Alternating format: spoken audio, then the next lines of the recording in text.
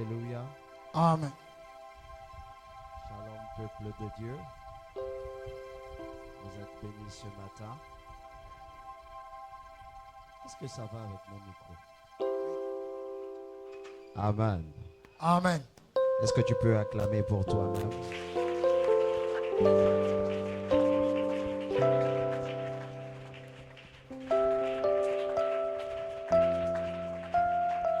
Alléluia. Amen. C'est bien d'acclamer pour toi-même. De te négliger aussi quand tu t'acclames pour toi-même. Mais il y a une personne pour laquelle il ne faut pas négliger.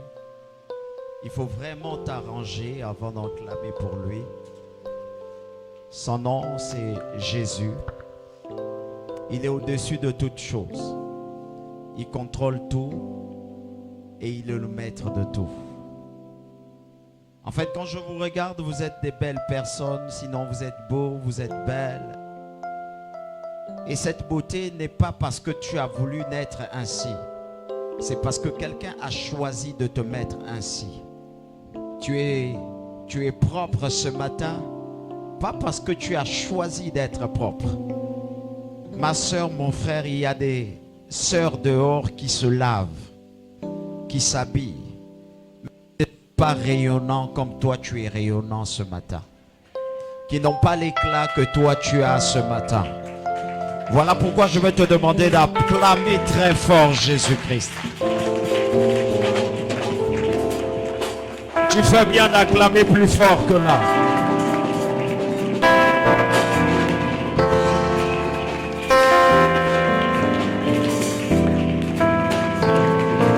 Alléluia. Est-ce que tu es sûr que tu as bien acclamé pour Jésus? Que ton acclamation devienne un remerciement pour ton Dieu. Que ton acclamation se souvienne du jour où tu étais tout seul et l'Éternel t'a retenu et il t'a sauvé. Est-ce que tu peux acclamer plus fort? Que ton acclamation monte et résonne comme le son du tonnerre.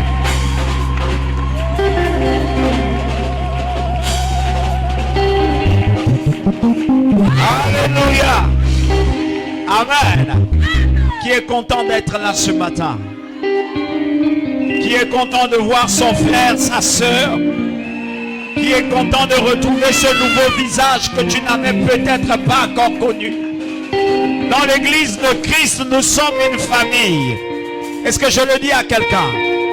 Tu n'es pas étranger dans ces lieux. Je m'adresse aux nouvelles personnes.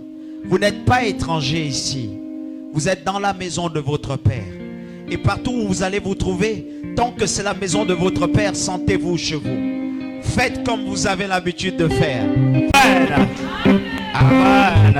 Amen. Et à ton frère, je suis dans la maison de mon Père. Je suis dans la maison de mon Père. Et je me sens libre dans la maison de mon Père. Je me sens libre dans la maison de mon Père. Alléluia. Quelqu'un se sent libre comme moi?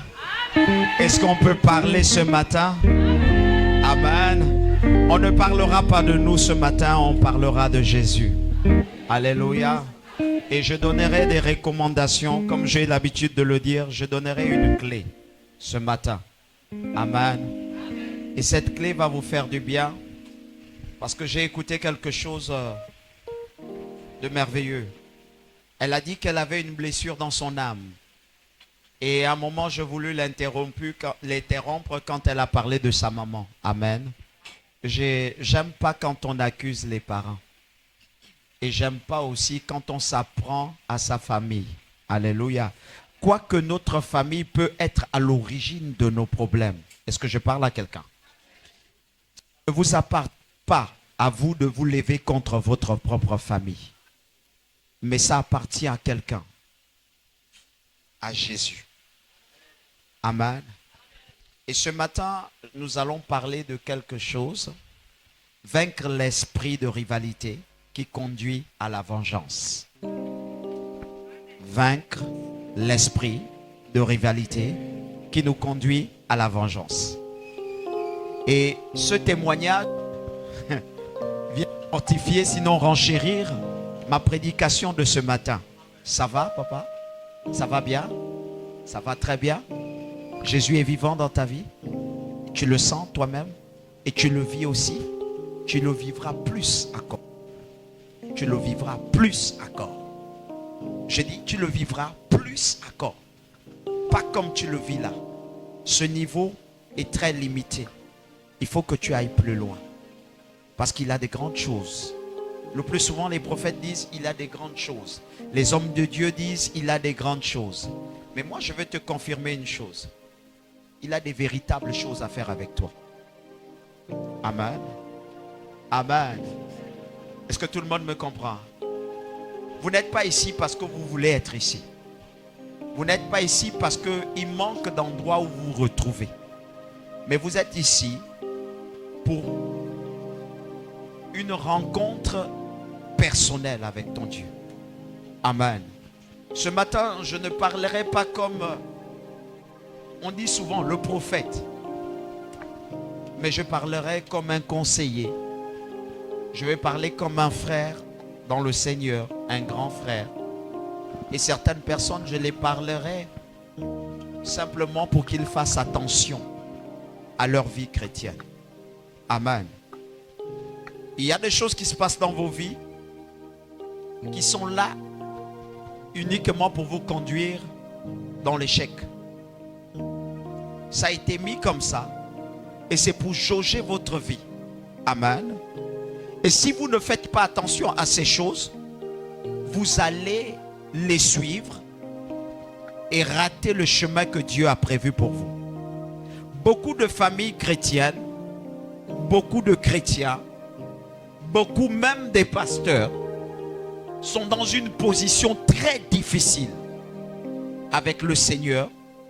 Pas parce qu'ils ont péché contre Dieu, mais parce que Dieu leur a donné une recommandation et ils n'ont pas su la respecter au détriment de leurs sentiments personnels, au détriment de leurs émotions. Est-ce que je parle à quelqu'un? Et beaucoup de frères en Christ sont rentrés dans le principe des combats inutiles. Est-ce que je parle à quelqu'un? Le chrétien combat trop, même quand il ne doit pas combattre. Le chrétien combat le cafard. Le chrétien combat la mouche. Le chrétien combat son père. Le chrétien combat sa mère. Le chrétien combat même son pasteur. Donne-moi un amen bien. Ouh. Je sens que ça va être bien ce matin. Pour ceux qui ne sont pas venus à l'église, je crois qu'ils sont peut-être sauvés, mais aussi ils seront dans une position où ils n'auront pas de clé. Le chrétien se combat lui-même et le chrétien combat son pourtour. Et le chrétien demande à Dieu de l'élever. Le chrétien fait la guerre avec son voisin. Il fait la guerre avec son patron. Il fait la guerre avec son petit frère. Il fait la guerre avec son grand frère. Le chrétien fait la guerre avec sa maman. Le chrétien fait la guerre avec qui ne converge pas avec lui. Mais ce n'est pas ce que la Bible te dit. Alléluia. Et au finish, on constate que le chrétien ne s'aime pas. Donc, il demande à Dieu de lui donner quelque chose que Dieu lui a déjà donné, mais qu'il ne sait pas qu'il a déjà. Le chrétien veut enlever l'ennemi de sa vie, mais l'ennemi ne part jamais. S'il vous plaît, mesdames et messieurs, depuis que tu pries pour ta maman qui est sorcière ou pour ton papa qui est sorcier, la question, pourquoi il ne meurt pas? Depuis que vous priez pour ceux qui vous persécutent, pourquoi ils ne meurent pas? Tout simplement parce que vous-même, vous empêchez à Dieu de faire ce qu'il doit faire. Est-ce que tout le monde me comprend bien? Et dans l'église de Dieu, un esprit est rentré. La rivalité. Est-ce que tout le monde me comprend? Le chrétien vit de concurrence avec son frère chrétien. Le chrétien a envie de servir Dieu comme je le sers parce qu'il veut simplement me rivaliser. Il a envie d'être homme de Dieu comme je suis pour me détruire. Le chrétien. Le chrétien est rentré dans un principe de rivalité. Donc, ce qu'ils font, Dieu ne t'a pas demandé de te comparer à ton frère. Même si vous êtes nés ensemble, du même ventre, de la même mère, oh, ta capacité de servir Dieu est unique en toi. Ce que nous n'avons pas compris, c'est que nous sommes spéciaux, uniques dans ta personne. Et les chrétiens ne comprennent pas ça. Ils sont rentrés dans le principe de rivalité qui les conduit à un système de vengeance pour détruire ton frère seulement. Les amis, vous n'avez aucun pouvoir de destruction qui vous a été donné. Sinon, on vous a donné l'arme pour appeler l'action de la destruction dans la vie de celui qui te persécute. S'il vous plaît, on pouvait être dans un monde en paix où les chrétiens allaient dominer l'univers quand ils devaient comprendre que tout a été donné pour qu'il règne. Dis à ton frère à côté, tout m'a été donné pour que je règne, pour que je domine. Mais s'il te plaît, regarde ton frère, dis, est-ce que tu domines? Je sens que ça va être bien ce matin. Prends-moi le livre de Philippiens 2, verset 3. Ah, notre verset 11. Dis à ton frère, est-ce que tu domines? Et pourtant, tout a été donné. Alléluia. Et pourtant, tout a été donné. Mon frère, tu veux te comparer à celui qui est à côté de toi? Est-ce peut-être que sa gloire est un feu de paille? Mon frère, tu rivalises quelqu'un qui n'a pas le droit de régner dans les hautes sphères. Son règne est limité sur la terre. Et tu vas le rivaliser pour devenir comme lui. Ma soeur, peut-être que ta voix n'est pas encore arrivée au summum. Dieu est en train de la travailler. Et tu commences à combattre quelqu'un qui essaye de chanter moins que toi.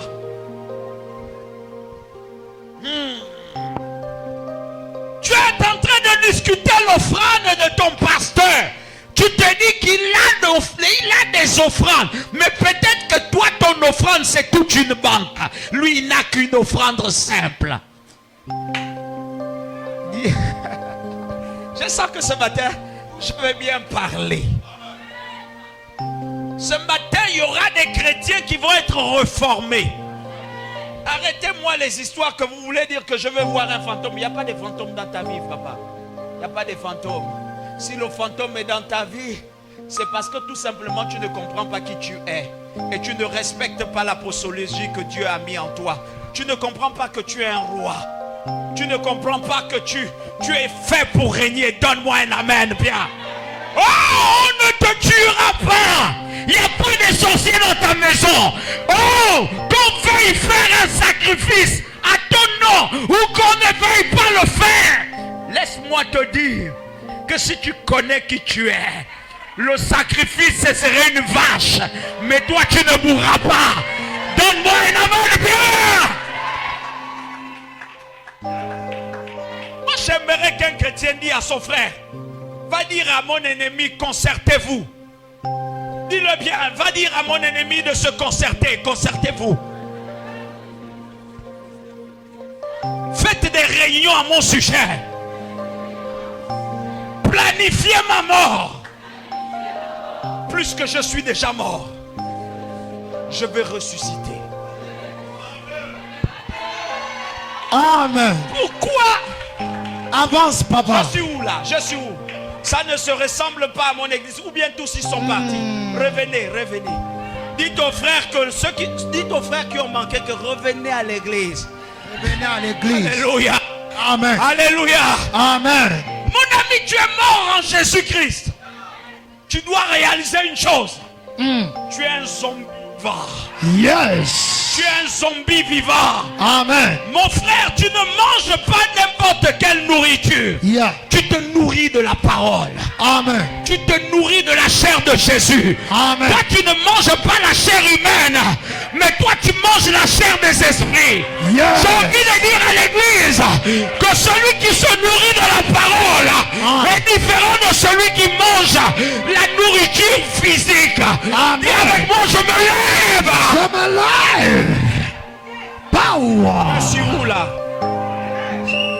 Le lion est de retour. Ça semble être quoi là? Alléluia. Amen. Les familles n'avaient qu'à se regrouper. Yeah.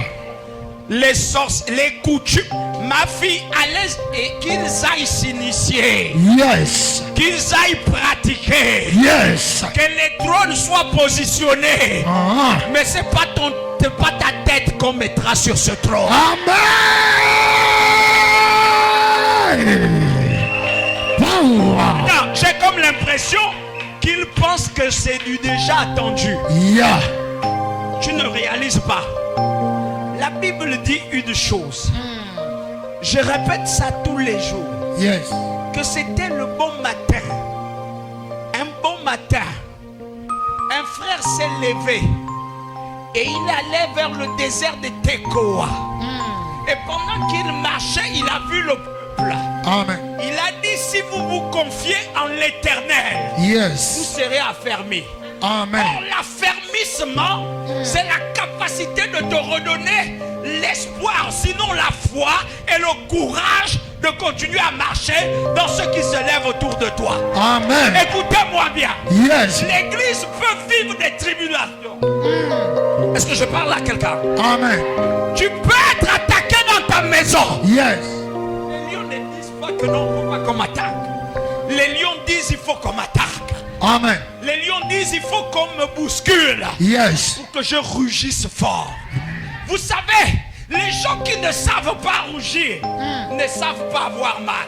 Amen. Mais ceux qui savent avoir mal Yes. ont le cri le plus dangereux. Amen. Car ils ne crient pas seulement avec la connaissance, Yes. mais ils crient avec toute la douleur. Power. Et ils interpellent les entrailles.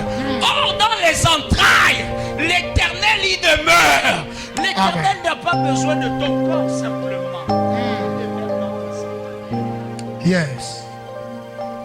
Est-ce que tout le monde me comprend bien? Amen. J'ai envie de dire à quelqu'un, dis-moi un peu, pourquoi la rivalité? Pourquoi tu te comportes comme si tu étais obligé de faire comme les autres? Lis-moi la Bible. Attends, je termine. J'aime ce passage. Yes. Mais il va dire une autre chose. Il dit, comparez-vous en ses serviteurs les prophètes. Amen.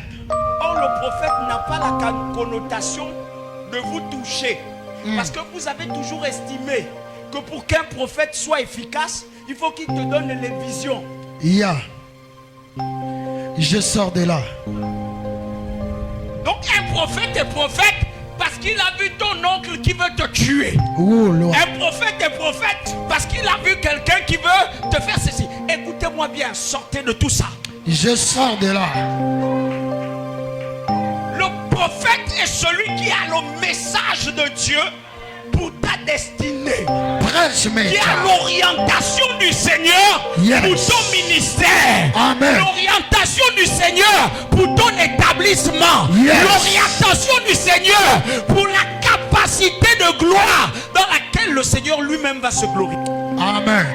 Tous les prophètes ne sont pas tes prophètes. Est-ce que je parle à quelqu'un? Amen. Tous les prophètes ne sont pas ton messager. Le prophète a la direction de ton message. Amen. Voilà pourquoi à l'intérieur il dit ceci: confiez-vous à ses serviteurs les prophètes, et il dit vous réussirez. Mon ami, pourquoi toutes tes réussites là, ou à cause de tous tes échecs là, tu n'écoutes pas ce qu'on te dit? Pourquoi tu n'écoutes pas quand on est en train d'interpréter la Bible à ta faveur? Pourquoi tu ne comprends pas que c'est l'une des clés qui t'amènera à la guérison, à la délivrance et aussi à l'établissement? Pourquoi tu veux qu'on te fasse le scénario de l'huile d'onction sur ta tête, sur tes pieds, dans tes yeux, dans ta bouche, partout aux oreilles? Bientôt on va frotter l'huile d'onction même, je ne sais pas, on va te frotter ça avec les pieds. Dis avec moi, je sors de là. Je sors de là. Écoute simplement l'orientation. Et cette direction te donnera la capacité d'aller plus loin. Amen. Et cette direction, quelquefois, se trouve dans la parole. Je ne donne pas des orientations aux gens qui n'ont rien à voir avec le message de Christ. Amen. À part si c'est une révélation qui me vienne de l'esprit. Amen. La sœur a dit, je lui ai dit, prends le coton. Mais vous êtes tous dans cette église. Beaucoup de personnes, je ne leur ai pas dit, prends le coton. Amen. C'était la révélation de sa fille. Et sa fille a utilisé cette révélation. Et quelque chose s'est passé. Amen. L'autre est venu, je lui ai dit, prends la parole. Et la parole lui a fait du bien. Frère, ne t'attends pas à ce que je te dise. Prenne aussi la parole. Parce que tu corresponds peut-être à une délivrance. Ne t'attends pas à ce que je te dise que voilà, lève-toi. Peut-être que tu corresponds seulement à des acclamations. Est-ce que je parle à quelqu'un? Ce matin, je te parle. Sois attentif. Ouvre-moi la Bible dans le livre de Philippiens et lisons. Nous lisons dans le livre de Philippiens 2, à partir de son verset 2 jusqu'au 11e. Ne faites rien par esprit de parti. Ne faites rien par esprit de parti ou par vaine gloire, mais que l'humilité vous fasse regarder les autres comme étant au-dessus de vous-même. Mais que l'humilité vous fasse regarder les autres comme étant au-dessus de vous-même. Que chacun de vous... J'ai comme l'impression que cette écriture, femme de Dieu, ça m'embête, hein?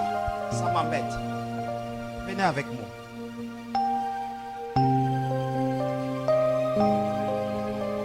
Ça m'embête. Faites-lui une place. Ça m'embête. Hein? Que la grâce soit avec toi. Amen. Tu as beaucoup de défis. Il faut que tu les surmontes. Et il faut aussi que tu écoutes l'instruction de ton leader. Et le positionnement qui doit être. Apprends beaucoup. Dans l'esprit, ça te fera du bien. Une personne ne s'arrête pas d'apprendre. Là se positionne bien sur toi. Et il faut qu'il monte pour que tu aies la capacité de faire des grandes choses autour de toi. Ok? Il faut que le conseil se positionne bien dans ta vie. Tu as des très grands défis et tu as des protections que tu dois établir. Et il faut que tu pries. Et il ne faut pas que tu te relâches. Il ne faut pas que tu restes attentif à tes simples émotions.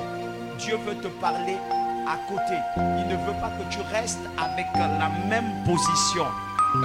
Surpasse un peu la famille.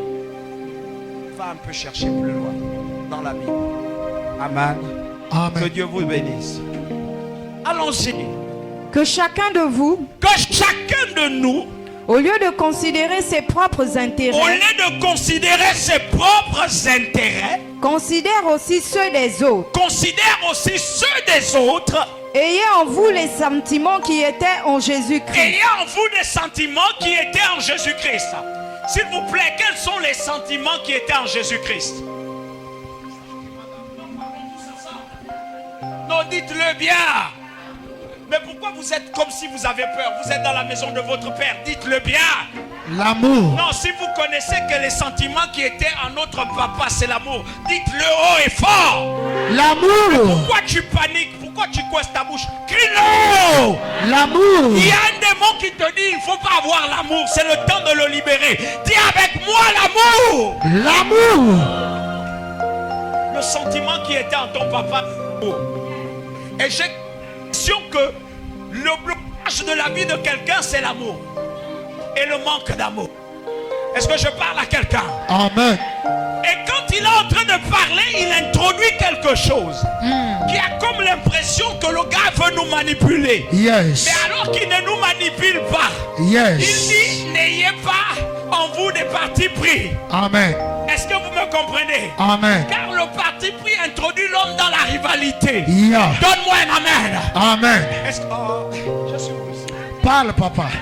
Femme de Dieu, je suis où ici? Yeah. Je suis avec quel peuple ici? Il y a quel, ma fille, il y a quel démon dans leur bouche aujourd'hui là? On va les délivrer. Dis avec moi, je suis délivré au nom de Jésus. Je suis délivré au nom de Jésus. Quand les aigles mangent, Yeah. il n'y a pas de silence. Est-ce que tout le monde me comprend? Amen. C'est là où mangent les moineaux qu'il y a le silence. Mais quand les aigles mangent, il n'y a pas de silence. Ils déchirent la proie et ils crient tous ensemble. Non mon frère, là on est en train de manger. Arrête ton silence. Sors de là. Si tu as un problème dans ta maison, dis avec moi, le problème s'arrête là. Moi, S'arrête là. je vais commencer quelque chose. Je vais manger. Je vais manger. Allons ma fille. Lequel existant en forme de Dieu Lequel existant en forme de Dieu n'a point regardé une proie à arracher d'être égal avec Dieu, mais s'est dépouillé lui-même mais s'est dépouillé lui-même en prenant une forme de serviteur. en prenant une forme de... Serviteur. Donc mon frère, si tu n'as pas la forme de serviteur, c'est qu'il y a un problème en toi. Amen.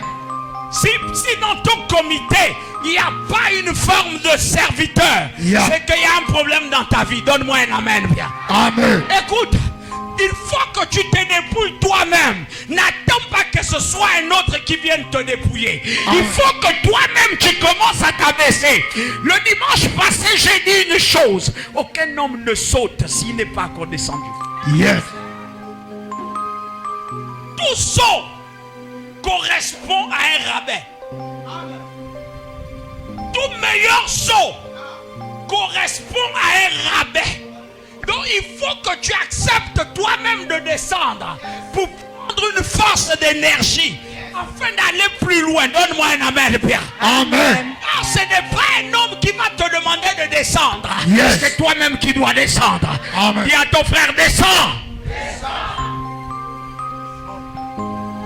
Est-ce que je parle bien? Est-ce que le volume est bon? Amen. Que ça peut aller? Ça va aller. Est-ce que le fils de quelqu'un se retrouve? Parce qu'il faut que tu te retrouves dans ta maison. Est-ce que je parle à quelqu'un? Allons-y. En devenant semblable aux hommes En devenant semblable aux hommes, et ayant paru comme un simple homme, ayant paru comme un simple homme, il s'est humilié lui-même, il s'est humilié lui-même. se rendant obéissant jusqu'à la Que mort. les gens te voient comme un simple homme qui ne vaut rien, qui n'a pas d'apparence, qui n'a pas de capacité en lui. Il faut que les gens t'humilient. Donne-moi un amen, bien. Amen. Il faut que les gens se posent des questions sur toi. Yes. Est-ce que toi tu as même une maison? Est-ce que toi tu as même une capacité de te défendre? Yeah. Est-ce que toi tu as même la façon qu'on te voit là? Tu es comme quelqu'un qui n'a jamais fait l'école. Est-ce que toi tu as même fait l'école? Que le jour où tu l'ouvres, tout le monde se rabaisse. Amen. Mais dans l'église, un phénomène s'est installé. Tout le monde est grand.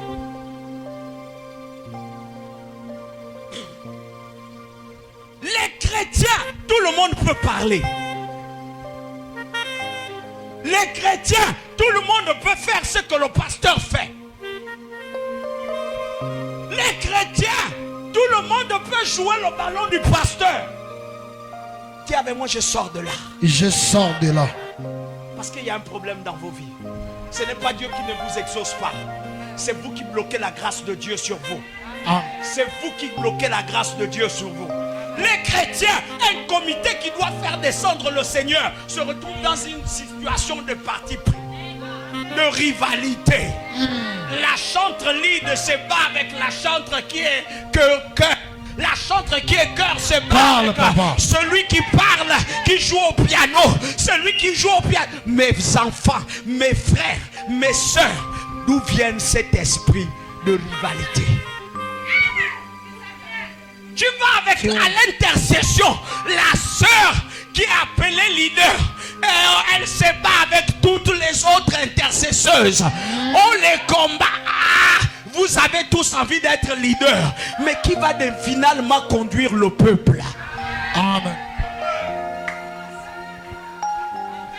Tu arrives dans le peuple veut savoir comment le pasteur mange, comment le pasteur s'habille, comment tout le monde veut connaître la femme du pasteur. Aujourd'hui, c'est aujourd'hui. Au point de chercher les faiblesses de la femme du pasteur pour mieux cribler le pasteur. Parle, papa. Mon ami, l'esprit de rivalité va même jusque dans la maison.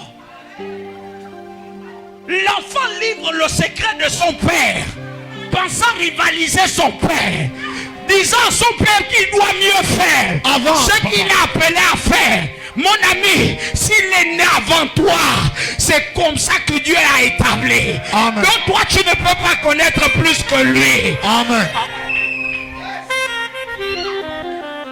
J'ai dit ici, j'ai prêché un jour ici, et j'ai... Excusez-moi, hein? Vous avez mal déjà au pied. Il y a quelqu'un qui m'a parlé du pied. Et ton pied va guérir. Il y a les messages, on s'assoit, il y a les messages, on reste debout. Il y a les messages, tu prends ça debout parce que ta vie est debout. Il y a des messages, comme tu as écouté, il faut que tu cours. Ne reste pas sur place, il faut que tu cours dans la salle. Parce que le message s'assimile aux gestes et aux mouvements que tu es en train d'entreprendre. Amen. Un corps mort n'écoute aucun message. Mais un corps en vie écoute. Amen. Dis à ton frère, écoute. Écoute. J'ai prêché ici, j'ai dit que tu ne peux pas aller loin si ton parent ne t'a pas établi. Or, c'est le parent qui t'établit à la dimension où tu vas aller. Et les gens m'ont dit, dans l'esprit, mais papa, moi je n'ai pas fait, mon père n'a pas fait beaucoup d'école. J'ai dit, lorsque ton père te disait dans le secret, mon fils, moi je n'ai pas fait beaucoup d'école, mais il faut que tu ailles loin dans tes études. Il était en train de t'établir. Il était en train de prendre le dessus sur tout ce que tu dois vivre. Donne-moi un amen, viens. Amen. Assois-toi maintenant. Là, on va commencer. Yes. Je suis rentré dans mon élément. Maintenant, on peut prêcher. Ce qui est mauvais dans l'église, ce que beaucoup de chrétiens ne comprennent pas. Alléluia. Amen. Termine, ma fille. Même jusqu'à la mort de la croix. Jusqu'à la mort de la croix. C'est pourquoi au-dessus Dieu l'a souverainement élevé. Regardez tout le processus. Il a accompli tout ça. Mais Dieu ne l'a pas souverainement élevé avant ça. Il s'est dépouillé lui-même. Il a accompli tout ce qu'il a accompli. Mais tout ça là, Dieu ne l'avait pas souverainement élevé. Mais c'est quand il termine d'accomplir toutes ces recommandations là que Dieu se décide maintenant de souverainement l'élever. Au-dessus de quoi? Allons-y.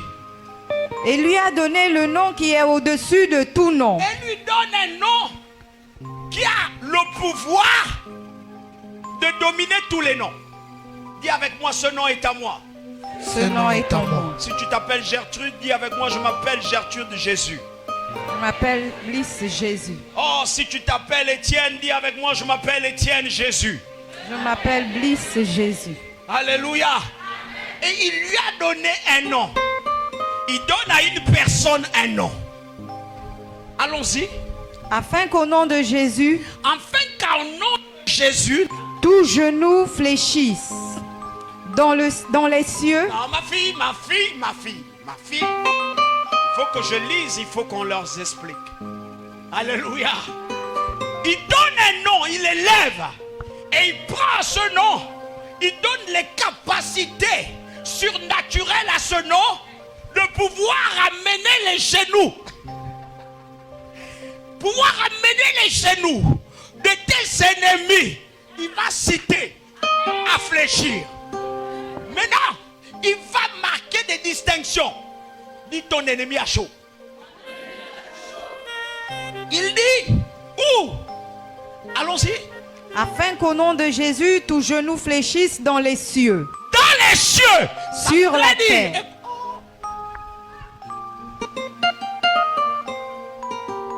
Ton grand-père qui allait consulter là, il prenait souvent, il souffle dans l'air là, pour appeler le démon des cieux là, à vouloir t'attaquer. Égal, les cieux là vont fléchir les genoux. Mais pas n'importe qui. À celui qui accomplit ça. Et à celui qui marche comme ça. Si moi j'ai cet esprit-là de Jésus en moi, regardez, la loi ancestrale là n'a plus de capacité sur moi. Je la piétiner. Il dit encore où? Sur la terre.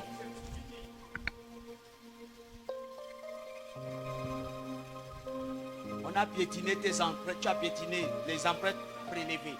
On a amené ça quelque part. On prend ton nom, on prend la photo. On amène ça quelque part. On fait une cage. Ou une case. On met les choses là-bas pour venir prendre ton nom et venir jeter là-bas. Parce que tu n'es pas la femme qu'on veut. On voulait une femme de chez nous. On voulait une femme qui sort de chez nous-mêmes. Une femme que nous-mêmes on va choisir. Regardez. Ils font ou ils ne font pas.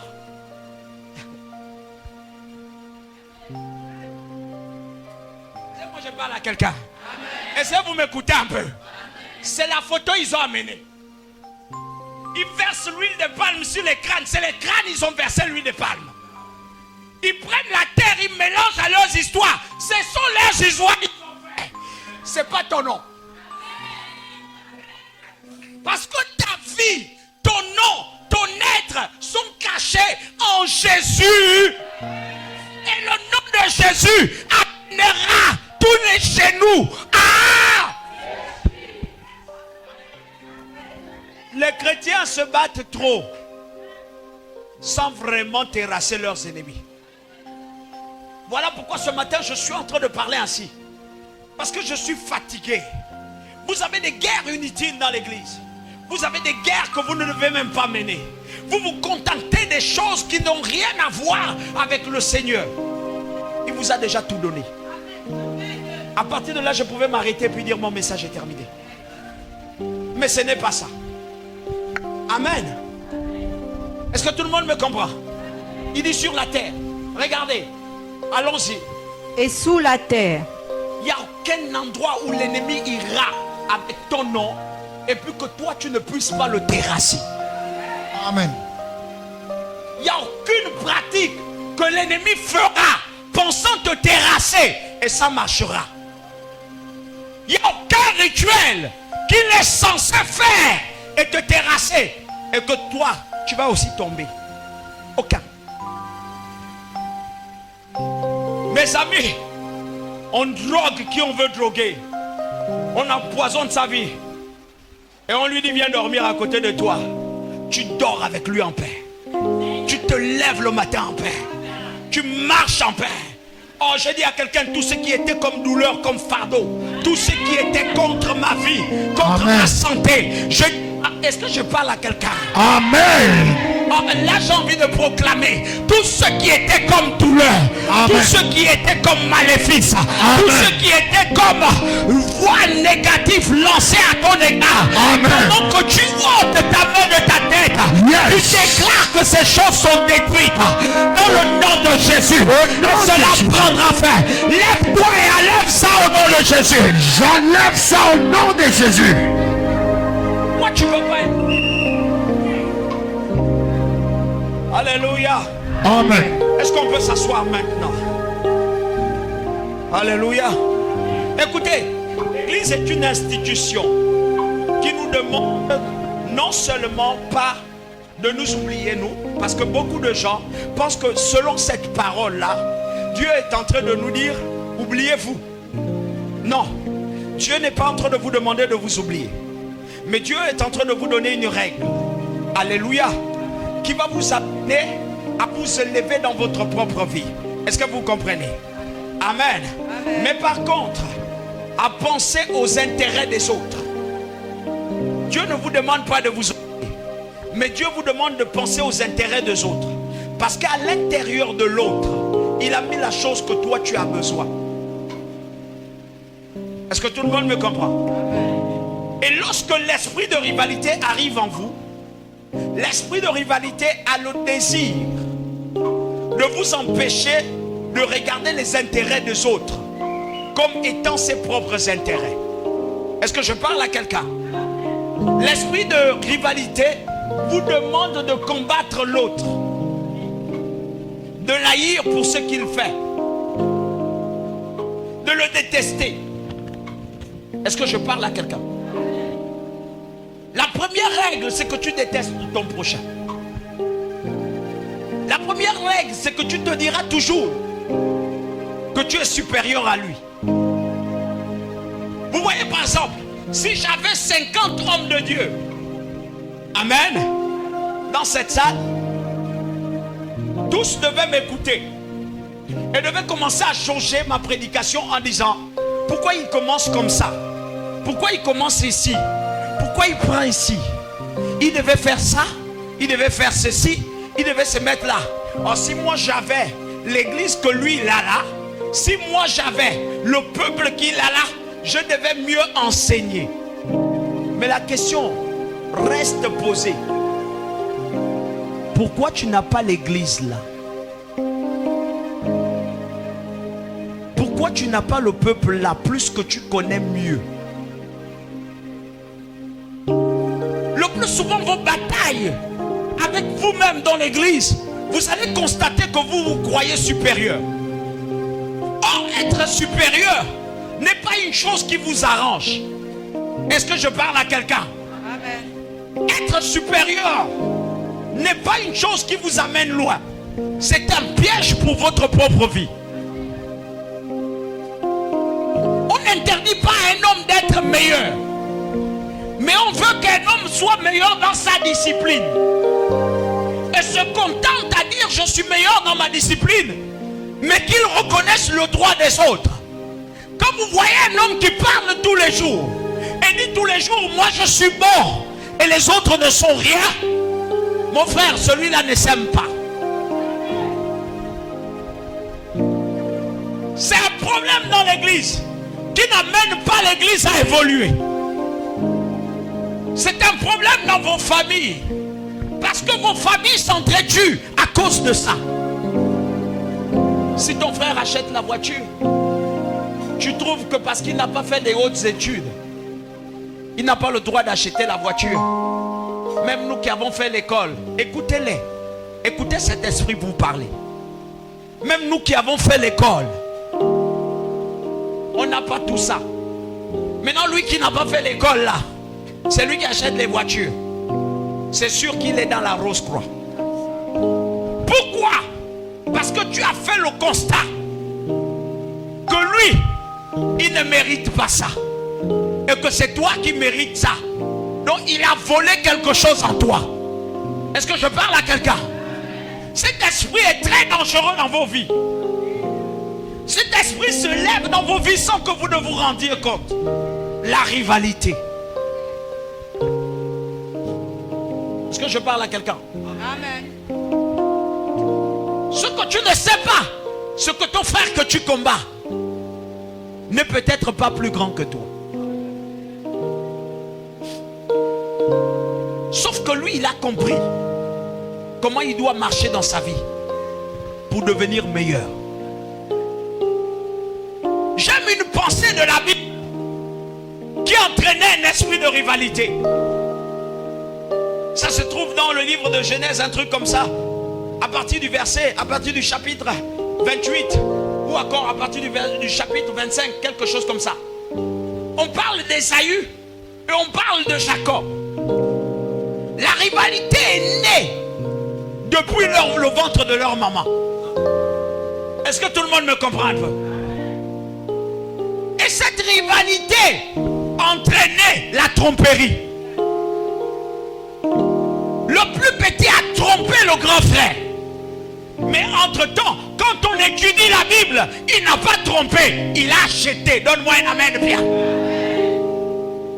C'est tu prends ça au sens littéral, tu diras Jacob a triché, il a volé. Mais tandis que quand on explique dans le règne de l'esprit, Jacob n'a pas triché, il a jeté. Amen.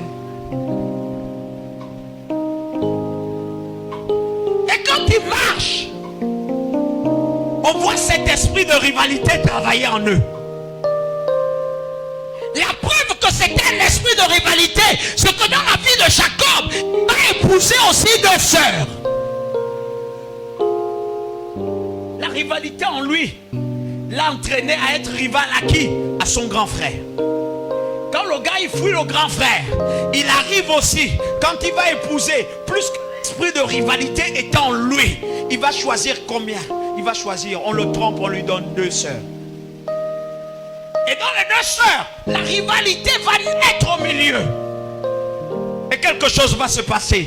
L'une va introduire l'idolâtrie.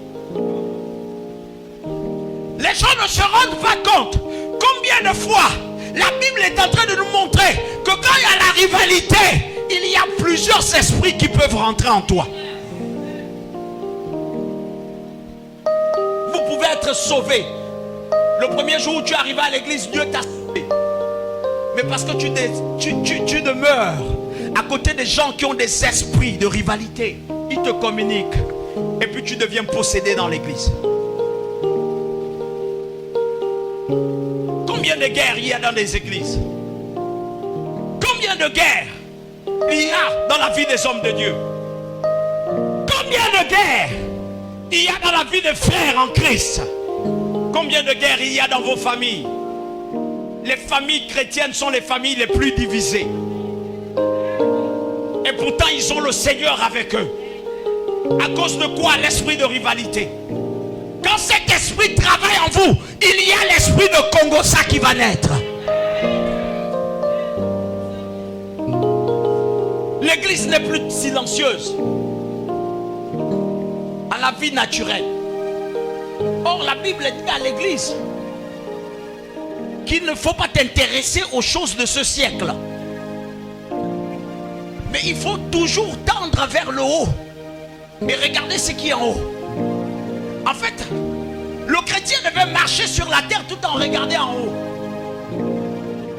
Et cette écriture veut nous montrer quelque chose en nous. Lorsque nous regardons en haut, nous ne nous occupons pas de qui est là à côté de moi.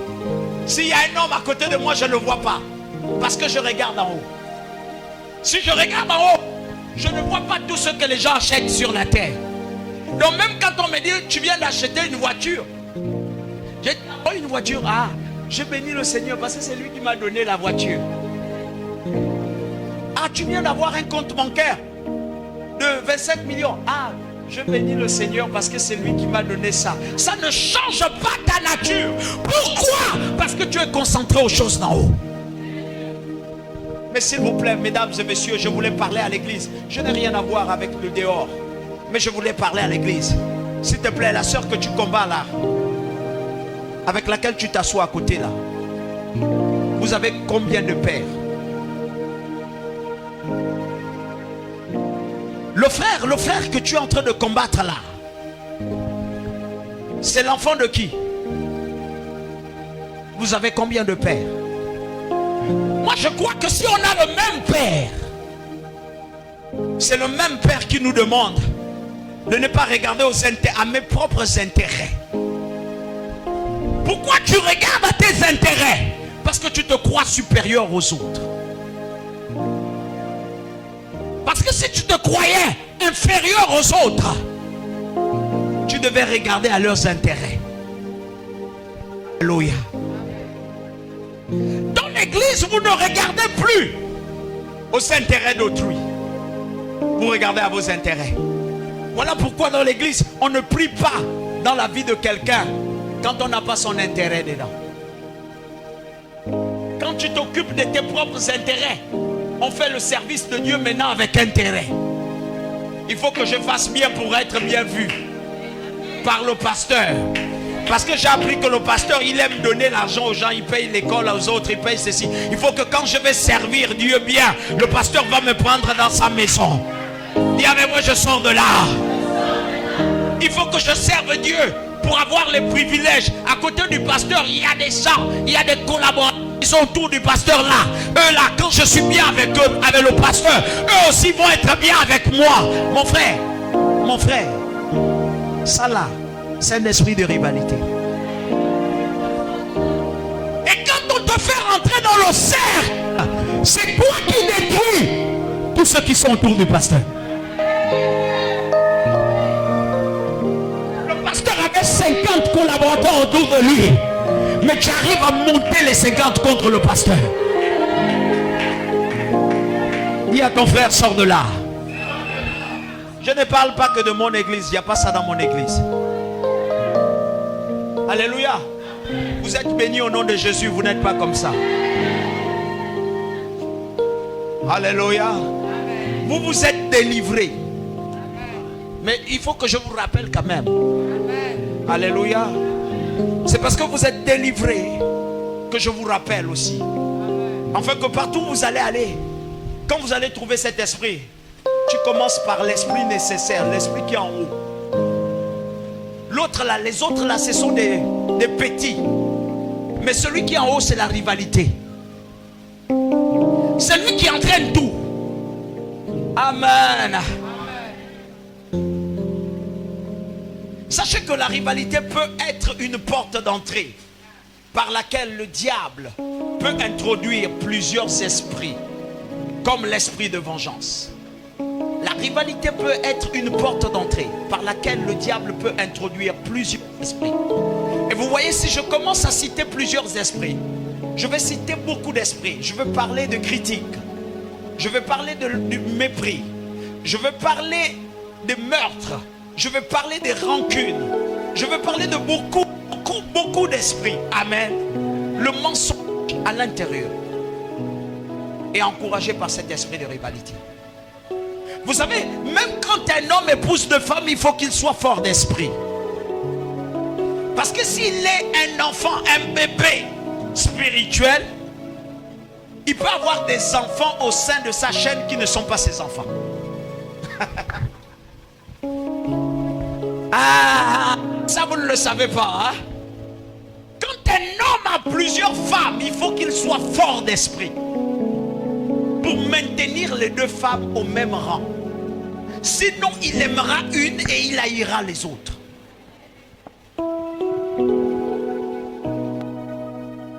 Je ne veux pas rentrer là-bas. Mais je vais vous montrer ce que l'esprit de rivalité est en train de faire dans la vie de plusieurs chrétiens. Au point d'annuler les grâces de Dieu dans votre vie.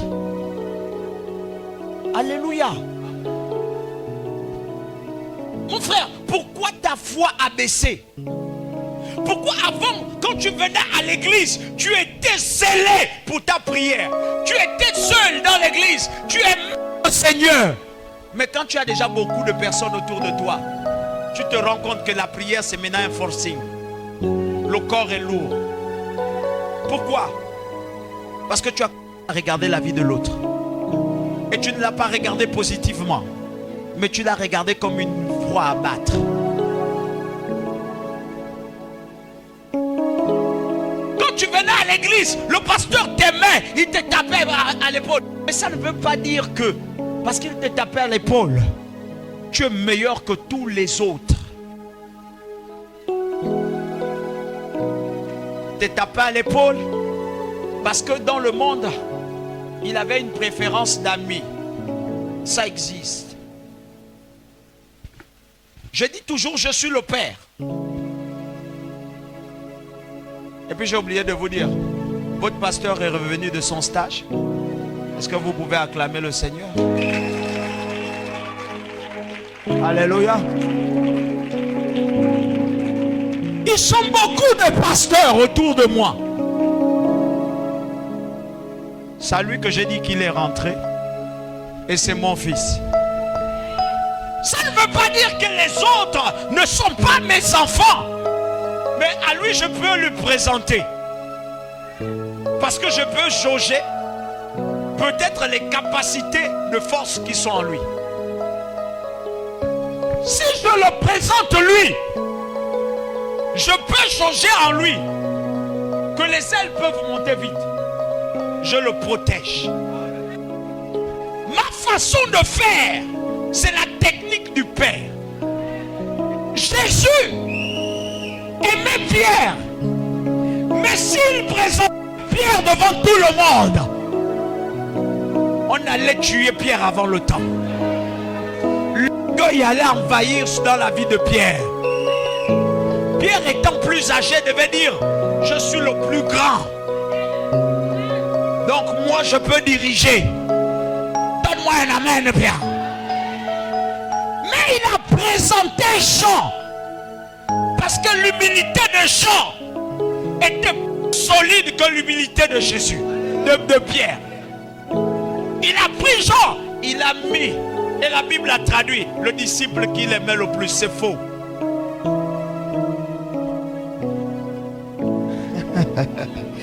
Ce n'est pas le disciple qu'il aimait le plus.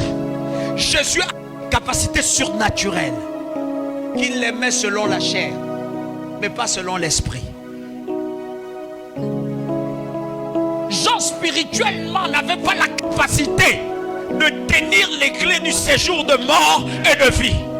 Il avait la capacité d'avoir la révélation, mais il n'avait pas la capacité de tenir le séjour de mort et le séjour de vie. Donne-moi un amen bien. Il fallait une force de caractère, et celui qui avait la force de caractère, c'était Pierre. Il y a des tâches qu'on ne peut pas donner dans l'église.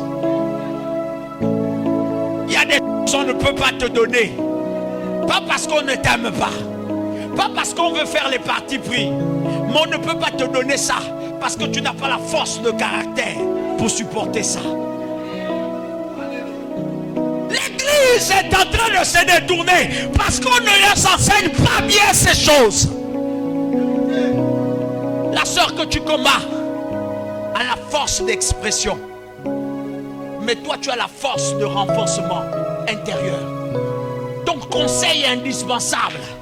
Tu n'es pas né pour conseiller à haute voix et devant tout le monde. Il y a des personnes qui sont nées dans l'église pour donner des conseils au pasteur. Et le pasteur écoute.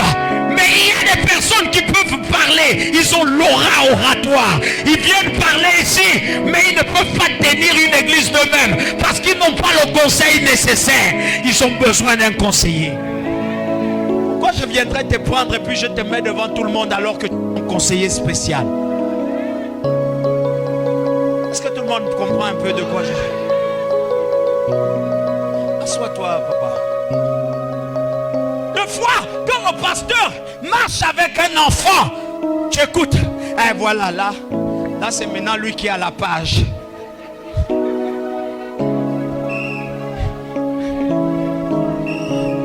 Et avec ton frère, sors de la rivalité là. Vous avez vu, non? Vous avez vu, non? Quand c'est l'autre qui a commis la bêtise là, non? Quand c'est l'autre qui a commis la bêtise là, on n'a pas parlé. Vous avez le même esprit. Un père connaît tous ses enfants. Vous avez le même esprit. Pour toi, je peux te parler devant tout le monde. Pour toi, je peux te marteler et te faire comprendre mon mécontentement. Parce que j'estime que tu as la force du caractère. Mais l'autre là, si je le parle devant tout le monde, il va fuir l'église. Et quand il fuit l'église, le diable l'attaque. Et quand le diable l'attaque, son sang m'est redemandé. Pourquoi tu es comme ça, église?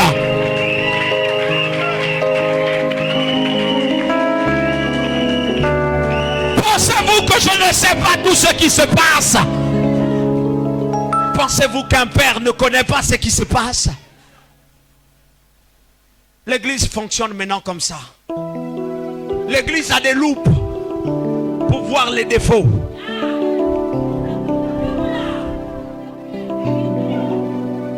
On vous a donné les lunettes pour voir Jésus, mais vous ne voyez plus Jésus.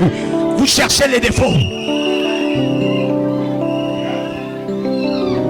L'esprit de vengeance rentre en vous. Vous ne voyez plus Jésus, vous voyez les défauts. J'ai vu le pasteur, il avait le pantalon qui était un peu froissé.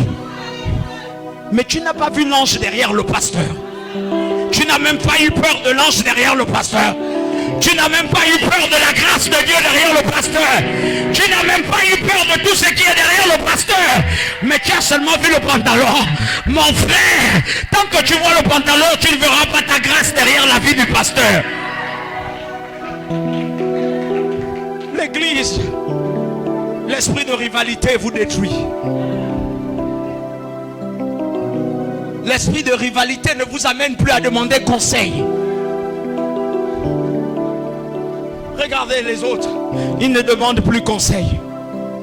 Regardez les comités, ils ne peuvent plus aller demander conseil. Pourquoi il y a l'esprit de rivalité? La sœur m'énerve.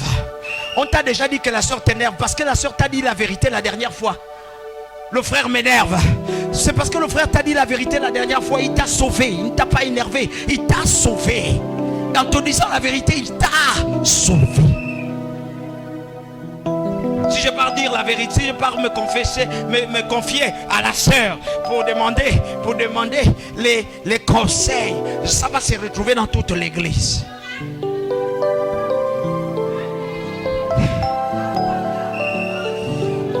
Dieu a dit ceci, il s'est dépouillé lui-même. Mon ami, quand je me dépouille, ce que tu vas dire là-bas, si toi qui as vu comment je me suis dépouillé, tu vas chanter à ton frère. Mon ami, le péché ne me regarde plus parce que moi je me suis dépouillé. Tu as vu ce que j'ai fait. Ce que tu vas raconter va te poursuivre toi-même. Et Dieu va te taper parce que ça te regarde toi-même. Donne-moi un amen bien. J'avais vu la sœur telle qui avait avorté. Et sœur, tu as eu les loupes pour voir la sœur qui a avorté. Alléluia. Ah, mais tu n'as pas eu les yeux pour voir les deux frères avec lesquels tu es sorti à l'église.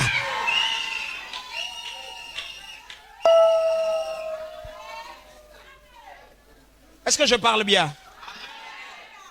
Ou bien on repart à notre message? Alléluia.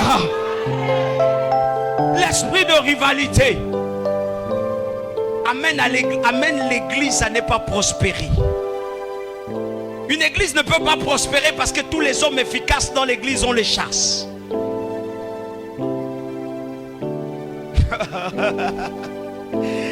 Il y a des pasteurs qui sont combattus par leur propre église.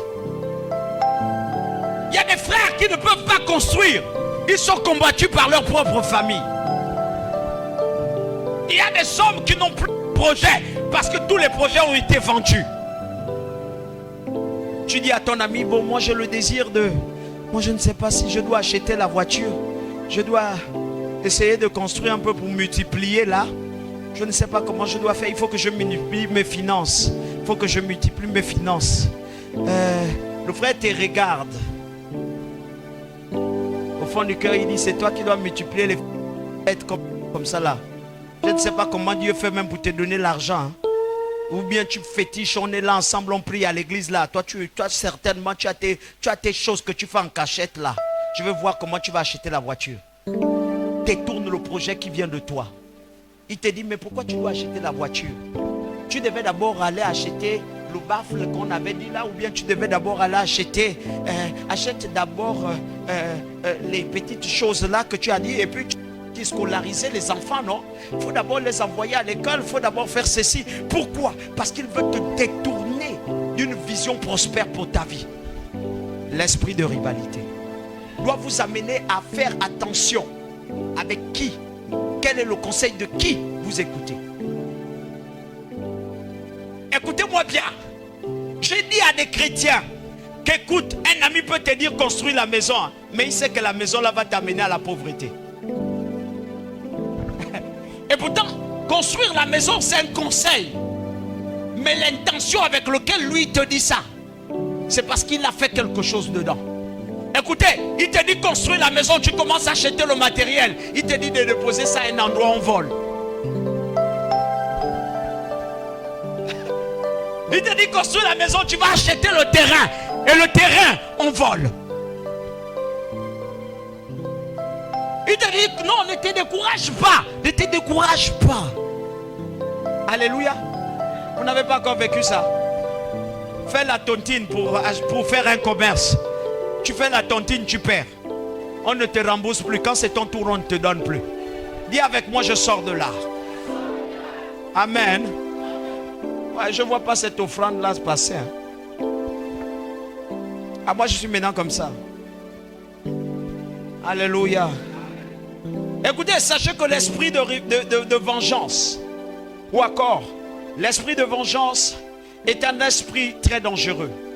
Il peut détruire une église de l'intérieur. Des familles sont détruites. De meurtres sont commis. Il peut également, amen, amener de fausses promesses. Quand la vengeance y est, des familles sont détruites. Parce que tout esprit de rivalité amène l'homme à la vengeance.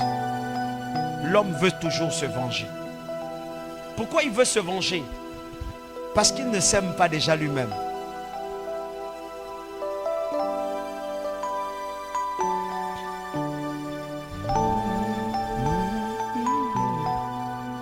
Est-ce que tout le monde me comprend?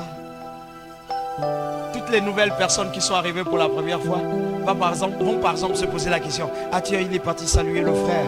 Amen. Ah, il est parti prendre la sœur de là où elle était assise et puis il l'a amenée ici. Amen. En tant que nous on est arrivés, nous tous aussi, il devait quand même nous saluer, il devait quand même nous parler, il devait quand même nous dire quelque chose. Il y a le frère qui est là-bas, je le regarde depuis, mais je ne dis rien. Il est rentré, il est la première personne à être ici. Il fait partie des premières personnes à être dans l'église. Et il a été certainement invité. Donc en principe, là où je suis, le Seigneur devait parler de lui. Et il devait me donner des orientations sur lui. Mais on arrive à l'église et puis je commence à parler sur toi. Et puis je commence à dire à la sœur de venir s'asseoir. Cependant, lui, il est là depuis. Amen. Est-ce que je connais si tu es là depuis? Ah, tu n'es pas là depuis? Hein? Tu es là depuis? Le matin, non? Tu es l'une des premières personnes à venir t'asseoir là, non? Ah, je ne t'ai pas avec toi. Mais tu es là depuis. Donc, en principe, je devais parler de lui. Et comme je ne parle pas de lui et que je parle des autres, ça crée en lui un sentiment de colère. Écoutez, l'esprit de rivalité peut demeurer en vous durant des années et mieux manifester son planning à votre égard. Il va revenir le dimanche prochain. Je vais passer, je vais saluer quelqu'un à côté de lui. Et il va dire: ah voilà, c'est la même chose. Le pasteur là, on dirait il ne m'aime pas. Est-ce que vous voyez comment la rivalité commence à naître? Amen. Et la personne qui l'a invité va lui dire: bon, tu as trouvé le culte comment? En fait, il n'a plus été à l'écoute du culte. Mais il était maintenant à l'écoute d'un homme qui n'aime plus.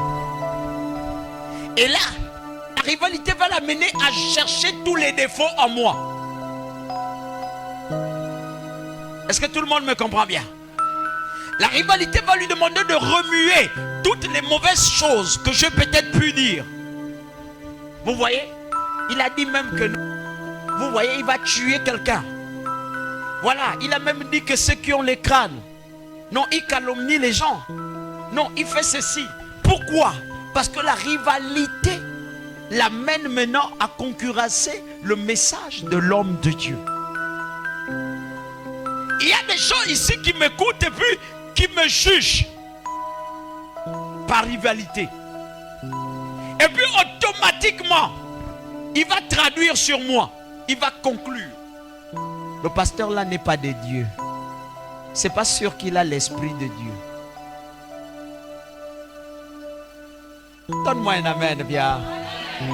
Est-ce que tout le monde me comprend un peu? Tout ça pour qu'il ne serait pas mal. Proche va commencer à dire: c'est pas sûr qu'il a l'esprit de Dieu. C'est sûr que c'est une autre chose qu'il utilise. Pourquoi? Parce que je ne suis pas allé vers eux. Est-ce que vous me comprenez? Et au finish, cet esprit va l'amener à la vengeance. Pourquoi la vengeance? Parce que tout ce que je suis en train de dire, les amens qui sortent, il y a certaines choses que le Seigneur révèle. Et puis ceux qui s'y reconnaissent donnent un amen. Mais lui, il ne va pas voir ça comme ça. Il va dire, le pasteur, là, c'est moi qui parle. Le message là, c'était moi. C'est sûr que quelqu'un l'a dit. Ça, c'était les pamphlets. Ça, c'est pas le message de Dieu. Oh.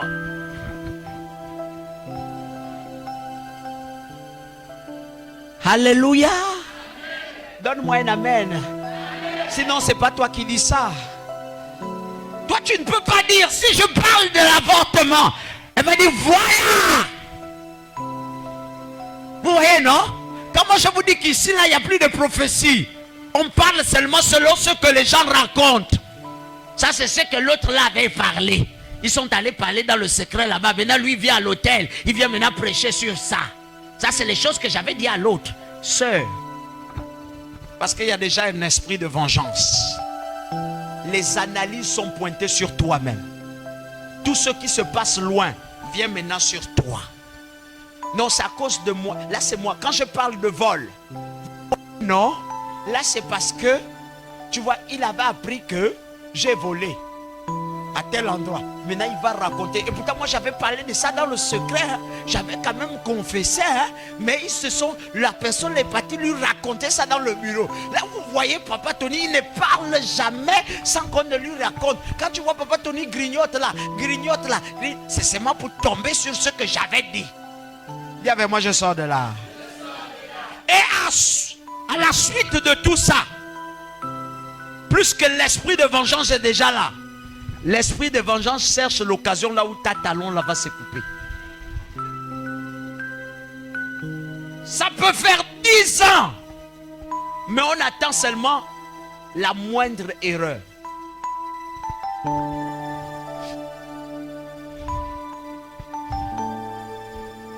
Le jour où elle arrive par hasard dans le silence, elle me trouve par exemple en train de dire à ma femme, oh mais toi aussi tu abuses quand même, c'est pas comme ça qu'on fait les choses. Ah, elle n'écoute pas ça. Elle écoute seulement que non, tu abuses. Et même si tu me trouves avec la fille là, est-ce que tu as besoin de faire ça? Elle va écouter que non, tu abuses, tu m'énerves. Tu ne devais pas parler avec là. J'ai surpris le couple là qui dit toujours que eux ils sont saints.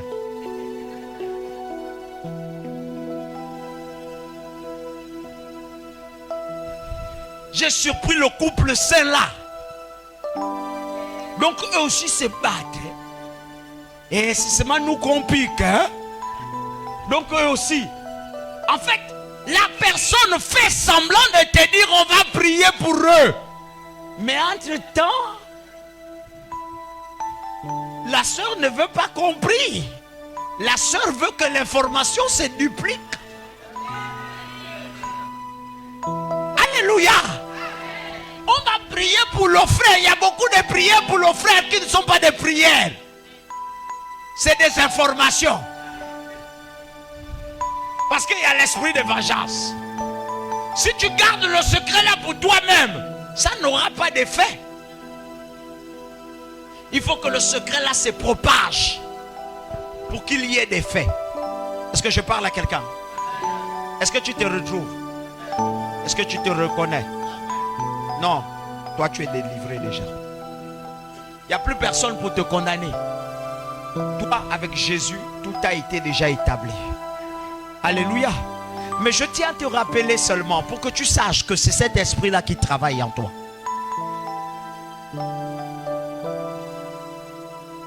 Toutes les informations des sujets de prière, je vois l'intercession. Alléluia. Nous allons prier pour le couple pastoral pour que Papa Tony et puis Maman Sandy ils puissent s'attendre convenablement. C'est faux. C'est faux. C'est faux. Parce que quand la soeur, par exemple, est en train de dire je veux qu'il puisse s'attendre, il y a une oreille aiguisée en train de dire hein, s'attendre quoi? Ils ne s'attendent pas. La soeur posait la question. Quoi? Ils ne s'attendent pas? Oh, laisse la soeur attendre. Après le cœur, après la prière. Pour le moment, prions pour eux. Ainsi est l'église. Ainsi vous fonctionnez. et vous annulez la pensée de Jésus-Christ. Vous annulez cette pensée. Alléluia. On a dit elle peut patienter même 10 ans, même 20 ans en vous. Elle mûrit mieux la haine et elle la rend fructueuse au point d'attendre le temps où elle va exploser. C'est un esprit très compliqué, la vengeance. Et quand Dieu parle de vengeance, il vous interdit de vous faire justice vous-même parce que la vengeance déforme l'esprit.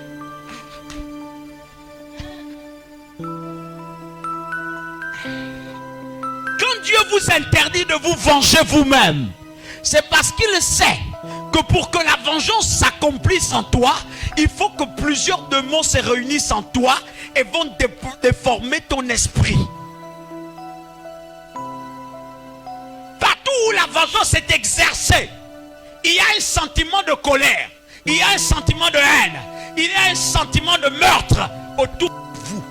Même quand la personne dit « Je ne peux pas tuer un homme », mais dans la vengeance, tu le tues dans ton cœur. Mon fils, le jour où toutes les prédications que je donne n'ont plus d'effet sur toi, commence à prier Dieu. Le jour où que je suis en train de te dire n'a plus d'amour en toi, c'est-à-dire il n'y a plus de joie qui naît en toi, commence à prier.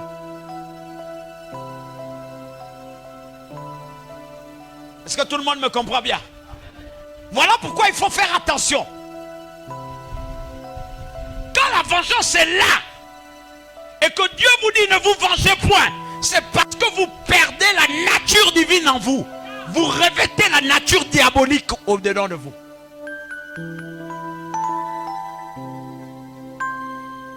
Est-ce que tout le monde me comprend? Ou bien vous avez envie de me comprendre mieux? Alléluia. Il dit quoi? Romains 12.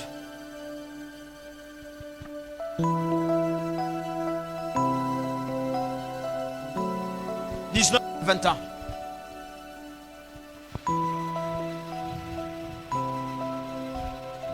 Romains 12, 19 à 21. Uh-huh. Ne vous vengez point vous-même. Ah, il dit quoi? Ne vous vengez point vous-même, bien-aimés. Ne vous vengez point vous-même. Et j'ai l'habitude d'expliquer ça. J'ai dit, regardez, il y a un mystère caché derrière tout ça. Vous comprenez? Tout le monde me comprend? Ta maison ne peut pas tomber par toi. Il faut que ta maison tombe par moi.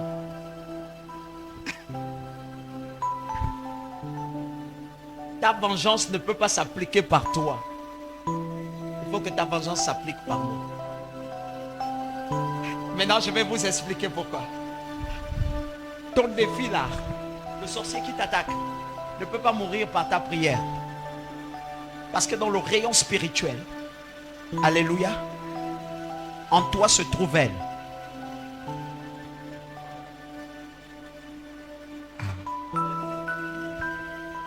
Parce que dans le rayon spirituel, en ce que tu es, se trouve ce qu'il est. Est-ce que vous me comprenez? Voilà pourquoi Dieu commence à vous demander de ne pas vous occuper de vous-même, mais de regarder les autres. Est-ce que vous me comprenez? C'est une pour vous amener à un niveau où lui se lève pour la vengeance. J'ai plusieurs fois expliqué ça ici. Il dit, ne vous vengez point, allons-y. Mais laissez agir la colère. Mais laissez agir la colère. Allons-y. Car il est écrit, jusqu'au verset 21. à moi la vengeance, à moi la rétribution. À moi la vengeance, à moi la rétribution. Pourquoi? Parce que la vengeance déforme l'esprit. La vengeance déforme ton âme. La vengeance te rend monstre.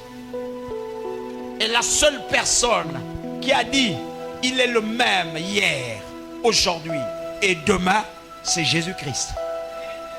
Donc sa nature ne changera pas. Il restera le même. Mais toi tu peux changer. Tu es né bébé. Tu as grandi. Tu as vieilli. et tu es mort. Et tous les éléments qui sont attachés au mal finissent par se greffer en toi. Donc quand quelqu'un dit que je vais tuer mon père, vous avez vu ce qui s'est passé chez elle. Alléluia. Elle pouvait être à l'église, mais elle n'avait pas la paix en elle. Pourquoi? Parce qu'il y avait un sentiment de vengeance. Et ce sentiment de vengeance, avant d'attaquer quelqu'un, l'attaquait elle-même. Toutes les fois que vous avez envie de vous venger sur la personne, sur quelqu'un, vous devenez aigri. Quand vous êtes devant cette personne, vous sentez votre intérieur bouillonner. Donne-moi un amen bien. Vous sentez votre intérieur en colère. La personne ne vous a rien fait, n'a rien dit. Mais parce qu'il est à côté de vous, vous surchauffez. Le 3/4 des personnes ne peuvent plus rester ensemble parce qu'ils ont un sentiment de vengeance. Est-ce que l'église m'écoute bien? Est-ce que l'église me comprend bien? Pourquoi vous ne pouvez pas marcher ensemble? Parce qu'il y a un sentiment de vengeance en vous. Elle veut se venger de la sœur là. La sœur là veut se venger de la sœur là. La sœur là veut se venger de la sœur là. L'autre veut se venger de l'autre. L'autre va dire parce qu'on avait dit ça à ma sœur et puis machin. Moi je vais aussi me jour machin. C'est elle qui va ramener l'information à l'autre. L'autre là aussi va dire comme ça. L'autre va aussi dire comme ça. L'autre va faire. Vous allez rester au milieu des faisabilités négatives au point de créer des sentiments négatifs et vous devenez des monstres au milieu des saints.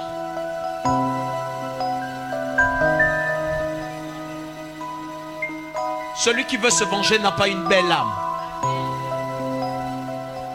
Est-ce que tout le monde me comprend? Regardez ce que la Bible dit. Mais si ton ennemi a faim, Il dit, mais si ton ennemi a faim, premier principe, vous savez que votre Père est amour. N'est-ce pas? Maintenant, il vous donne des armes pour vaincre vos ennemis.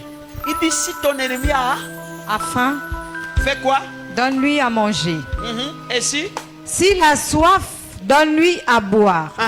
Car en agissant ainsi, ce sont des charbons ardents que tu amasseras sur sa tête. Donc écoutez-moi un peu. Pourquoi vos ennemis ne meurent pas? Parce que vous avez un sentiment de vengeance qui vous a déjà transformé comme lui. Et vous êtes devenus des amis. Donc vous ne pouvez plus vous entretuer. Est-ce que vous me comprenez un peu? Quand on a dit à Jésus que non, c'est par Belzébul qu'il chasse les démons, il a dit comment? C'est impossible. Le royaume de Satan n'est pas divisé. Ils œuvrent pour la même cause. Si c'est par Satan que je chasse les démons, mais mon ami, Satan ne peut pas se chasser lui-même. Alléluia. Est-ce que tout le monde me comprend bien? Cette pensée était très profonde. Il était en train de dire à vous tous qui allez chez les tradis praticiens là, écoutez-moi bien, Satan ne se chasse pas lui-même. Et c'est un scénario qui se joue. Est-ce que tout le monde me comprend bien? Ça, c'est des tâches pour un temps. C'est des conclusions. Voilà pourquoi c'est des mathématiques. J'ai envie de parler à quelqu'un. Ce sont des mathématiques qui se jouent. Quand ils veulent vous livrer, ils vont dire quoi? Vous allez voir les petites choses qu'ils attachent là. C'est des maths. Ils sont en train de calculer. Pour un temps. Il faut que ce soit pour un temps. Après, ça doit revenir. Mais il faut que ça revienne sur la forme là. Ils s'attendent avec les mêmes démons pour dire que non. S'il vous plaît, vous qui allez à des endroits là, quand vous voyez prendre les branches de palmes là, vous pensez qu'ils font quoi? Quand ils attachent les branches de palmes, quand ils font des machins, ils prennent les feuilles là, quand ils sont en train de faire, c'est des calculs. Le nombre de feuilles qui sont comptées là, ils savent ce qu'ils font. Quand ils veulent vous détacher d'un endroit, ils prennent des machins, ils attachent. Vous allez voir, ils comptent. Mais ce qui compte là, il est en train de compter le nombre d'années avec laquelle le démon va vous lâcher. Il sait que le démon va revenir. Satan ne se divise pas. C'est des arrangements. Si tu es libère ici, il va laisser là-bas. De quel cas tu vas rester toujours attaché? S'il vous plaît, vous qui êtes allés là-bas, aujourd'hui ça a changé. Oh, vos vies ont changé. S'il vous plaît, tu es parti pour la santé. On a mis la santé. Mais ta vie a changé financièrement. quand on te délivre, c'est tout en toi qui est délivré. Mais pourquoi tu vas? Parce que tu avais la sorcellerie qui te poursuivait. La sorcellerie te lâche, mais tu constates que ta vie est toujours attachée. Tu dis oui, c'est vrai, c'est pour ce qui m'avait amené là-bas, c'était le mal des pieds, mais le mal des pieds est parti. Mais toute ta vie, si le mal des pieds te tenait en captivité, ça veut dire que c'est tout ton corps qui était en captivité. Pourquoi le mal des pieds qu'on a levé là? Quand on a levé le mal des pieds, tout ton corps est toujours attaché. On ouvre ici, on attache ici. Est-ce que tout le monde me comprend bien? Donc il vous donne une clé. Il dit faites ceci, faites cela, afin que vous ne vous vengiez point. La première clé, il vous a envoyé vers votre frère. Celui qui ne prend pas soin de son frère, celui qui ne veut pas élever son frère, ne va pas s'élever lui-même. Celui qui ne fait pas du bien à son frère ne va pas susciter la prière qu'il faut pour sa délivrance. Écoute, viens mon fils, viens. Je vais terminer. Avant on va partir. Ça c'est mon enfant. Amen. Amen. Amen. Amen. Et mon fils a la connotation de faire quelque chose. Il prend soin de moi. Alléluia. Il veille sur moi. Donc tant qu'il va s'occuper de moi, regardez, assiste-moi. Tant qu'il va me regarder, amen. Tant qu'il va marcher à côté de moi et qu'il me regarde, Ndedi, appelez-moi Ndedi. Dites à Ndedi de venir ici. Mon gros nounours. Alléluia. Vous voyez, tant que cet enfant me regarde, amen, amen. Pendant qu'il me regarde, je suis obligé de faire une chose. Ndedi avance. Parce qu'il ne regarde pas autour de lui et il s'occupe de moi, je suis obligé d'écarter tout ce qui peut se constituer comme un obstacle pour lui. Amen. Dieu savait que l'homme ne peut pas détruire sa propre descendance. Dieu savait que ta descendance est ton arbre généalogique. Et dans la généalogie, il y a ce qui est bon et ce qui est mauvais. Et dans ce qui est bon, Dieu a parfois béni une famille qui s'est détournée. Mais la grâce de Dieu est restée là. Et c'est par toi que cette grâce de Dieu doit se manifester. Écoutez, je suis fils d'eux. Et je proviens de d'eux. Et mon père est né d'eux. Et il est né ici. Et il vient d'ici. C'est ce qui fait la grâce de la généalogie dans laquelle je dois m'établir. Jésus était descendant d'eux. Quand la Bible vous dit ça, c'est pas pour vous tromper. C'est pour vous montrer qu'à l'intérieur, il y a le fonctionnement dans lequel Dieu va juste ajouter un plus. Tout le monde me comprend? Et maintenant, il vous envoie chez votre frère pour que vous allez aider votre frère. Pas parce que vous deviez l'aider. Il vous demande de l'élever. Parce que lui, il a quelque chose à accomplir dans ta vie. Il vous a mis là au comité chantre. Tu as la soeur à côté de toi. C'est pas pour toi, pour elle qu'elle est là. Elle est là pour toi. Si tu ne cernes pas ça, tu vas être pauvre. Parce que cette soeur qui chante à côté de toi a la grâce de ta vie. Est-ce que tout le monde me comprend un peu? Amen. Il vous a tous réunis ici. Il dit il n'y aura pas d'indigents dans la maison de mon père. C'est parce qu'il sait que cette soeur qui est ici peut être ici au Gabon, peut être partout. Mais cette soeur doit être une soeur pour celui-là. On s'était rencontrés à l'église. Ah frère, oui. Ah bon. Mais tu es ici, oui. Ah, mais j'ai pas d'endroit où dormir. Oh mais frère, toi aussi. Allons dormir ensemble. Alors je vais te donner une chambre. Pourquoi? Parce qu'on s'était rencontré à un endroit. C'était déjà écrit. Tu n'es pas ici pour ta volonté. Tu es ici pour accomplir la volonté de Dieu. Mais si tu crois que tu es ici pour ta propre volonté, on va seulement prier pour toi. Et tu vas te rendre compte que c'est toujours la même chose. Et même d'abord, si c'est pour ta propre volonté, qui prie pour toi? Pourquoi le démon qui t'attaque là, depuis que tu pries pour toi-même, il ne part pas? Parce que le démon là te connaît mieux qu'il ne me connaisse moi. Quand une nouvelle voix s'impose à lui, il est en train de comprendre que là je suis attaqué, de l'intérieur comme de l'extérieur. Je n'ai plus de force, je dois...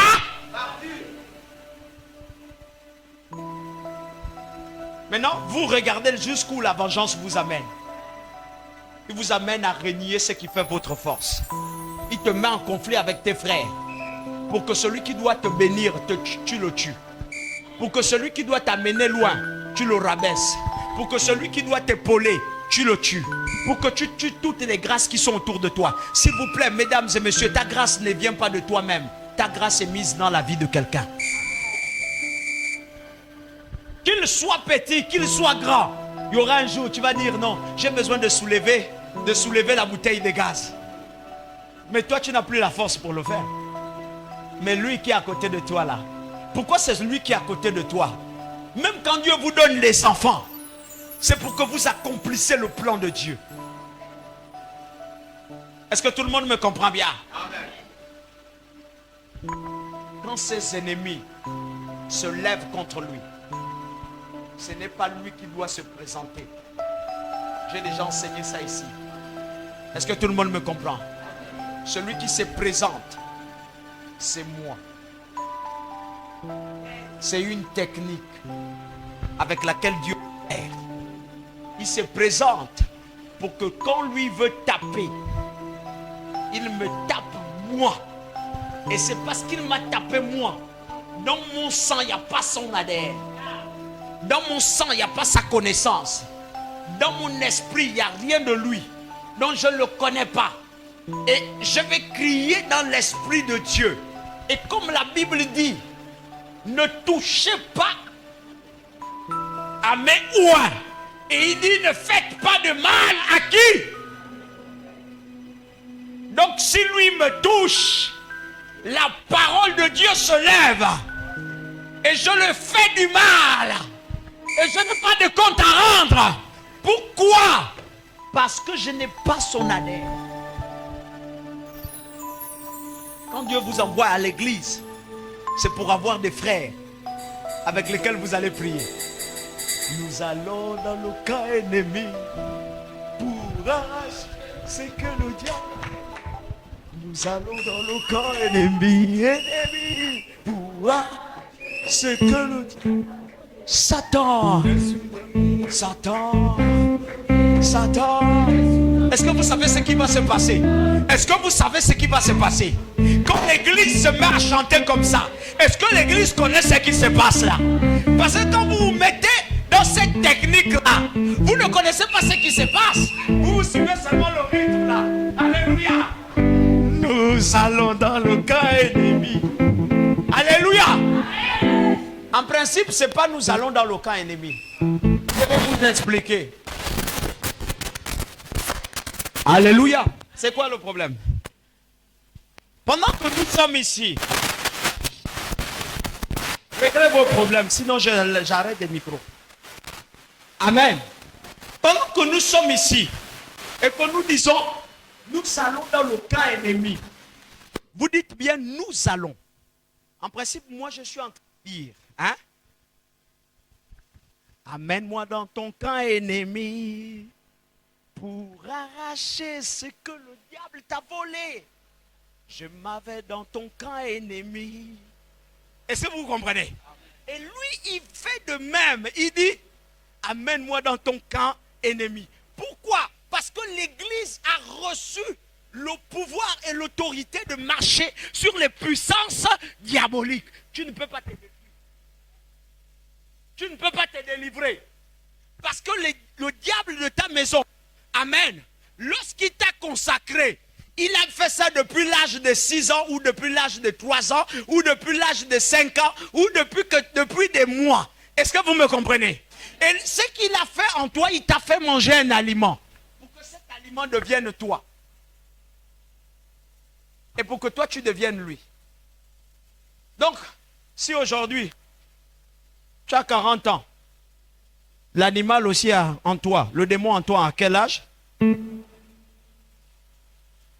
Donc, 40 ans, il a assimilé ton corps. Il a pris ta morphologie. Il se manifeste avec toi quand il veut et comme il veut. Il te connaît. Et il connaît tes portes d'entrée. Voilà pourquoi quand l'église arrive, si lui commence à dire lui-même, démon impur, sort de mon corps, il peut le tuer. Est-ce que tout le monde me comprend? Nous allons dans le camp ennemi pour arracher ce que le Dieu. Nous allons dans le camp ennemi pour... Et quand je chante comme ça, est-ce que vous comprenez? Quand je chante, pendant que je chante comme ça, je prends autorité sur celui qui est à côté de moi. Donc je menace les démons qui sont autour de lui. Parce que ma vie m'importe peu. Lui aussi, quand il prie comme ça, il menace les démons qui sont autour de moi.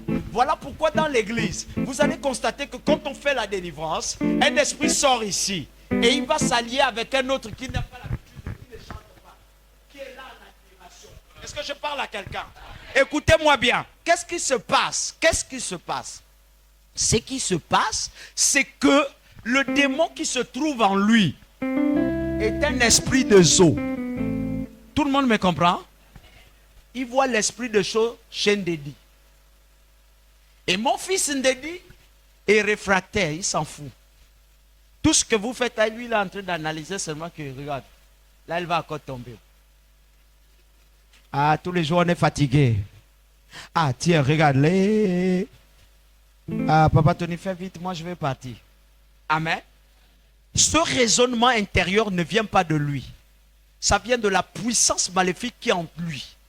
Et maintenant, pendant que lui, il est en train de chanter avec force, les anges se mettent en mouvement et commencent à venir attaquer aussi le démon. Pourquoi? Parce que l'homme que tu es, là, il y a 3 anges. Ok? Celui qui prend la forme du petit enfant. L'autre qui est comme un vieil homme là, avec la barbe. Et la femme là. Celle qui fait comme une femme. Est-ce que vous me comprenez? Les 3 sont autour d'elle. Donc quand je dis, je m'avais dans le camp ennemi pour arracher ce que... Alléluia! Il y a le principe d'accord qui s'accorde là. Est-ce que vous comprenez? Pendant qu'elle aussi elle est en train de dire, nous allons dans le camp. On est en accord. Mes anges vont chez elle et ils commencent à fouiller chez elle. Ceux qui sont là-bas viennent chez moi et ils commencent à fouiller. Donc les anges se baladent autour de la salle. Pendant qu'ils se baladent, les esprits des eaux commencent à avoir peur. Il y a quelque chose qui se passe dans la salle. Donne-moi un amen bien. Et pendant qu'ils sont en mouvement dans la salle, il y a les fleuris des anges. Il y a quelque chose qui se passe. Un démon commence à chercher là où il va partir. Lorsqu'il voit le frère Ndedi, il va vers le frère Ndedi, il reconnaît son frère. Il dit à son frère, est-ce que tu peux m'abriter? Il dit oui. Vous allez constater souvent, le plus souvent que vous êtes dans l'église, quand vous admirez les gens, beaucoup de pensées naissent. La pensée d'aller à la maison, la pensée de la nourriture, la pensée de qu'est-ce que les enfants vont faire dehors. Vous allez constater qu'il y a un film qui va naître pendant que les autres sont en train de chanter là. Et puis tu vas te poser la question, pourquoi moi je ne suis pas comme les autres? Elles sont en train de trembler, non? Pourquoi moi je ne tremble pas? C'est normal, parce que tu as envahi. Il y a au moins 5 en toi. Il y a au moins 10 en toi. Il y a au moins 100 en toi qui sont là en train de te faire parler pour que tu sois dans la distraction. Dis avec moi, je sors de là. C'est la technique des sorciers dans l'église. Le sorcier dans l'église, c'est souvent celui-là qui aime dire aux autres.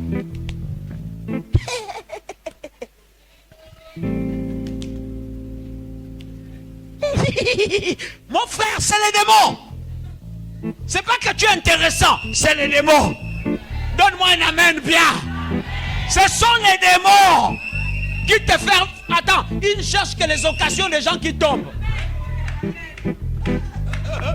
Même un homme aussi. Toi, tu as les yeux fermés.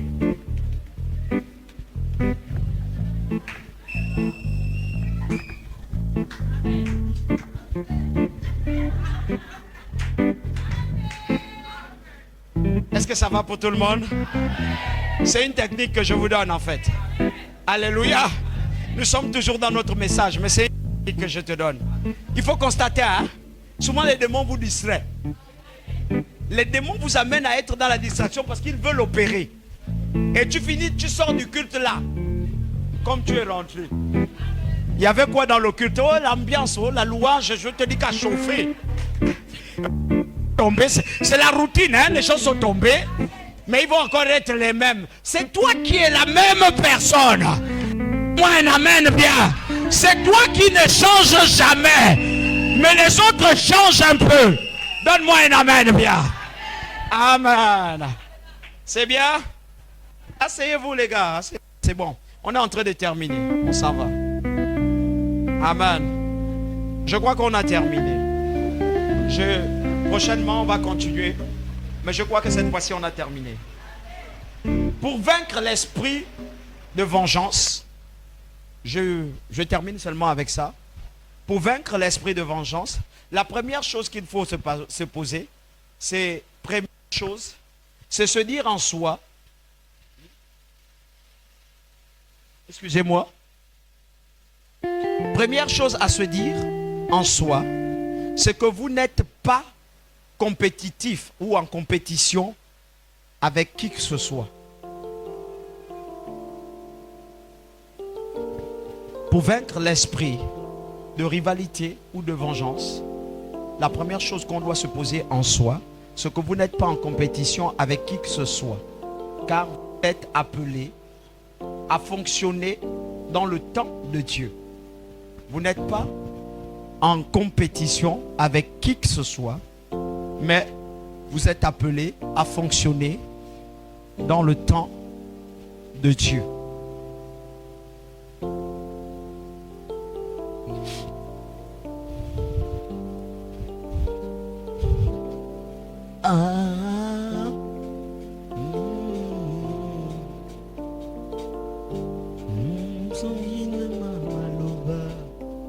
S'il vous plaît, est-ce que tu as compétition avec quelqu'un?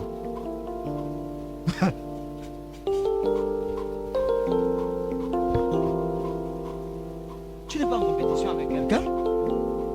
La sœur, tu n'es pas en compétition avec quelqu'un. Tu me comprends? Même si quelqu'un veut venir s'établir comme étant une rivale, tu m'as compris? Tu n'as pas besoin de faire tous les artifices que tu vas aller chercher à gauche, à droite. Tu n'es pas en compétition avec quelqu'un. Tu es égal à toi. Tu as ta beauté naturelle. Si la personne qui est autour de toi ne veut plus reconnaître ça, ce n'est pas un problème. Est-ce que vous tous vous me comprenez un peu? Est-ce que tu me comprends? Tu n'es pas en compétition avec quelqu'un. Si la personne ne veut pas t'aimer tel que tu es, dis-toi simplement une chose. Va chercher ailleurs. Moi, je ne suis pas en compétition avec quelqu'un. Pourquoi? Parce que si tu rentres dans la compétition là, tu vas aller toucher les canaris. Tu vas aller te laver le corps. Tu vas commencer à faire des choses, rentrer dans des choses qui ne sont pas de Dieu. Tu n'es pas en compétition avec quelqu'un. Mon frère, ma soeur, attends ton temps. Est-ce que tu es en compétition avec quelqu'un? Tu devais détester les gens. On a commencé ensemble. Vous êtes déjà là-bas. Non, je déteste tu ne plus les gens qui ont commencé avec toi. Amen. Mais toi, tu as ton temps. Tu as ton temps. Les frères, si on a pris celui-là, on l'a mis là debout, ne sois pas en compétition avec lui, mais encourage-le. Quelqu'un me comprend un peu? Conseille-le. Tu vas voir que demain, Dieu te donnera la technique. On te placera là. Est-ce que quelqu'un me comprend un peu? Il y a des gens qui ne peuvent pas subitement, on ne peut pas te prendre et te mettre là comme ça. Et pourtant, c'est ton poste. Est-ce que tout le monde me comprend un peu? Mais il faut que moi je travaille d'abord. Comme je travaille là. Peut-être c'est même pas à moi de se donner ici. Peut-être que toi tu vas le faire. Toi tu dois le faire plus que moi. Les nations vont te connaître plus qu'on ne me connaisse. Mais il faut que moi je te montre la technique. Et dans la technique, il y a mes erreurs. Il faut que tu apprennes de mes erreurs, que tu apprennes de mes difficultés, que tu apprennes de tout ce que je suis en train de faire. Ne me fuis pas parce que je commets les erreurs. Il faut que tu voies bien les erreurs que je commets. Si je suis un homme de Dieu, c'est parce que j'ai vu les erreurs de ma mère et je les ai acceptées. Si je suis un homme de Dieu, c'est parce que je supportais ce qu'elle a fait. Et aujourd'hui, je suis placé et je dirige mon peuple sans faire ce que je voyais comme erreur. En fait, elle m'enseignait. Est-ce que tout le monde me comprend un peu? Mon frère, celui qui vend ton poste là, laisse-le d'abord. Tout le monde me comprend? Écoute, si tu es la deuxième au foyer et qu'on t'a promis que non, c'est toi qui es la femme, ne te presse pas. Encourage-le à rester avec sa femme. Tout le monde me comprend un peu? Ne dis pas, oh, je perds mon temps, je perds mon temps, je perds mon temps. Non, peut-être qu'il y a un plan derrière ce qui se passe. Ne rentre pas en rivalité. Respecte. Ici, je m'adresse à toute l'église. Vous qui êtes en rivalité en cachette, parce que je vous connais. Les jeunes filles là. Oh, il m'avait promis le mariage, mais il a une autre femme. Sœur, respecte l'autre. Respecte. Ne lui combats pas. Peut-être qu'elle est en train de préparer ton chemin. Et Vashti ne savait pas qu'elle préparait le chemin d'Esther. Elle ne savait pas. Elle était là, elle était là, elle était là. On a dit on t'appelle. Elle a dit je ne pars pas. En temps c'était pour que Esther rentre. Esther est rentrée comme une reine. Il n'y avait plus de chemin. Parce qu'elle était dans le coin là-bas, elle était en train de bouder. Tout le monde regardait, et disait reste là-bas. Tu pensais que tu étais la plus belle, non? Voici une belle là. Sœur, si on te refuse aujourd'hui, c'est pas parce que tu es vilaine. C'est parce que c'est le plan de Dieu. Ne rentre pas en compétition. Peut-être que ta beauté va se révéler à gauche. Reste tranquille. Vous combattez trop les gens. Frère, s'il joue au piano, laissez-lui. Toi, prends les notes. Viens lui poser la question. Ça, c'est quelle note? Ça. Là, c'est quelle note? S'il joue la batterie, frère, ne le combat pas. Pour le moment, c'est lui le maître. Toi, tu es l'élève. Apprends. Dis. C'est quoi? Ça là, on joue ça comment? Il va te dire, bon, la technique la plus qui c'est 100 mètres. Venez auprès de Maman Sandy poser la question. Comment Maman Sandy tu fais pour enseigner? Elle te donne la technique. Lis ici, fais là. Tu ne sais pas. Demain on peut dire que non, nous on est en train de voyager. Et puis on vous te laisse, c'est toi qui es maintenant avec l'église. Tu as pris au pied du maître. Et tu es devenu meilleur. Ne mange pas ton lion. Laisse-lui te nourrir. Il va tuer les gazelles là-bas. Il t'amène ça, mange. Est-ce que je parle à l'église? Laissez votre affaire là. Il n'y a pas meilleur. Apprenez. Apprenez. L'autre est maçon. Apprends. Comment tu fais pour placer le mur là? Ne rentre pas en rivalité. Crée les conditions pour apprendre. Moi, je suis avec mes enfants là. Ils ont vu l'expertise. Parce que moi, je leur dis toujours que quand Totopotu rentre dans ma tête, je deviens bizarre. Hein? Ils ont vu eux-mêmes. Alléluia. Je suis sûr qu'il y avait des enfants qui me disaient, ah, papa aussi, non. Papa quand même, hein. Papa ne connaît pas. Non, ça c'est les choses qu'il dit seulement comme ça là. Mais ils connaissent. Je ne suis pas autopoute. Alléluia. Moi je leur dis, quand je mets le casque de conducteur, je peux devenir carrément comme toi tu es là. Hein. Moi je peux faire des choses que je fais là, tu vas te poser la question. Pourquoi? J'apprends. Moi j'apprends. Tous les jours, même là où je suis pasteur, j'apprends. C'est mon fils. Mais quand il rentre dans mon bureau, je pose la question là. Ou bien je l'écoute, il parle. Il parle. J'apprends aussi. Il donne le conseil, il donne le conseil. J'apprends aussi. Quand il donne la pensée prophétique, qui vient de Dieu. Je ne lui dis pas c'est ça, mais j'en prends aussi. Tous mes enfants là, quand ils donnent la pensée prophétique, je les regarde. Je ne leur dis pas que les enfants, j'apprends aussi. Mais je reste avec eux comme un bon père. Je leur laisse parler. Je suis libéral avec mes enfants parce que je sais que c'est moi le père. Si je suis prophète, mes enfants ont un peu de prophétie en eux. Donc si je ne m'écoute pas, qui je vais écouter? Quand je l'écoute, c'est que je m'écoute. Quand je l'écoute, c'est que je m'écoute. Quand je l'écoute, c'est que je m'écoute. Quand je les écoute tous, c'est que je suis en train de m'écouter. Par moment, quand ils disent, papa, bon, moi je crois qu'on devait d'abord faire comme ça. On devait faire comme ça. Je cherche la pensée de Dieu. Frère, il est depuis le Congo. C'est pas moi que Dieu trouble. Alléluia. Alléluia. Il est dans ses stages. C'est pas moi que Dieu trouble. C'est lui que Dieu trouble. Moi je suis dans une autre pensée. Dieu va lui dire quoi? Lui il s'est dit peut-être que c'est sa pensée. Dès qu'il rentre dans mon bureau, papa, quoi? Donc cette année-là, on ne va vraiment rien faire. Ça ne corde pas avec la vision. J'ai compris. Il l'a donné. Et il n'a pas que donné. Dieu l'a donné le conseil, la stratégie. Je suis resté là.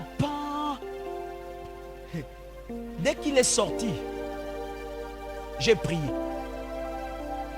Et quand j'ai prié, c'est la même pensée qu'on donne à Moïse. Fais selon ce que lui t'a dit, comme lui t'a dit là. Comme le conseiller là t'a dit, fais comme ça. Automatiquement, même il est surpris. Je me suis levé comme un lion. C'est déjà dans mon esprit. C'est ce que je dois faire. Mais lui, si je ne lui dis pas comme je suis en train de lui dire, il va peut-être encore se lever contre moi-même. Là, papa est devenu plus que... Il ne serait plus que c'est ma prophétie. C'est moi-même qui a... C'est à moi que Dieu a parlé encore. Voilà, j'ai encore mis papa dans les problèmes. On a encore tombé dans les problèmes. 100 ans, c'est moi que Dieu a dit. Il ne saura pas. Lui-même que Dieu a dit, je l'ai jeté dedans. Amen. Ne combattez pas. Ne soyez pas en rivalité. Ne soyez pas en compétition. Allez-y doucement. Tu n'es pas en compétition avec quelqu'un. C'est le mot que je vais dire à quelqu'un ce matin. Frère, tu n'es pas en rivalité avec quelqu'un. Et ne rentre pas en rivalité.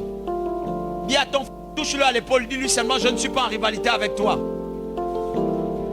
Mais je construis ma vie derrière toi. Je ne suis pas en rivalité derrière toi. Mais je protège ma vie derrière toi. Je ne suis pas en rivalité avec toi. Mais je me sers de toi pour aller plus loin. Je ne suis pas en rivalité avec toi. Mais je m'abaisse pour mieux m'élever. Est-ce que tout le monde me comprend un peu? Que celui qui veut être le plus grand demeure le plus petit. Que celui qui veut aller loin ménage sa monture. Regarde avec qui il marche. Aujourd'hui, je conseillais l'église. Et l'église m'a compris.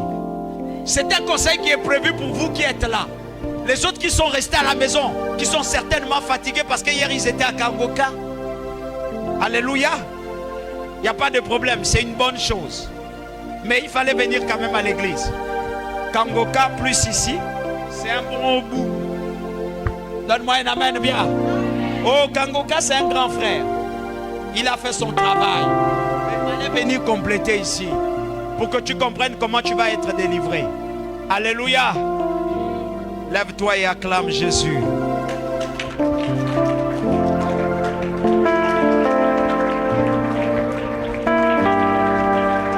Acclame très fort Jésus.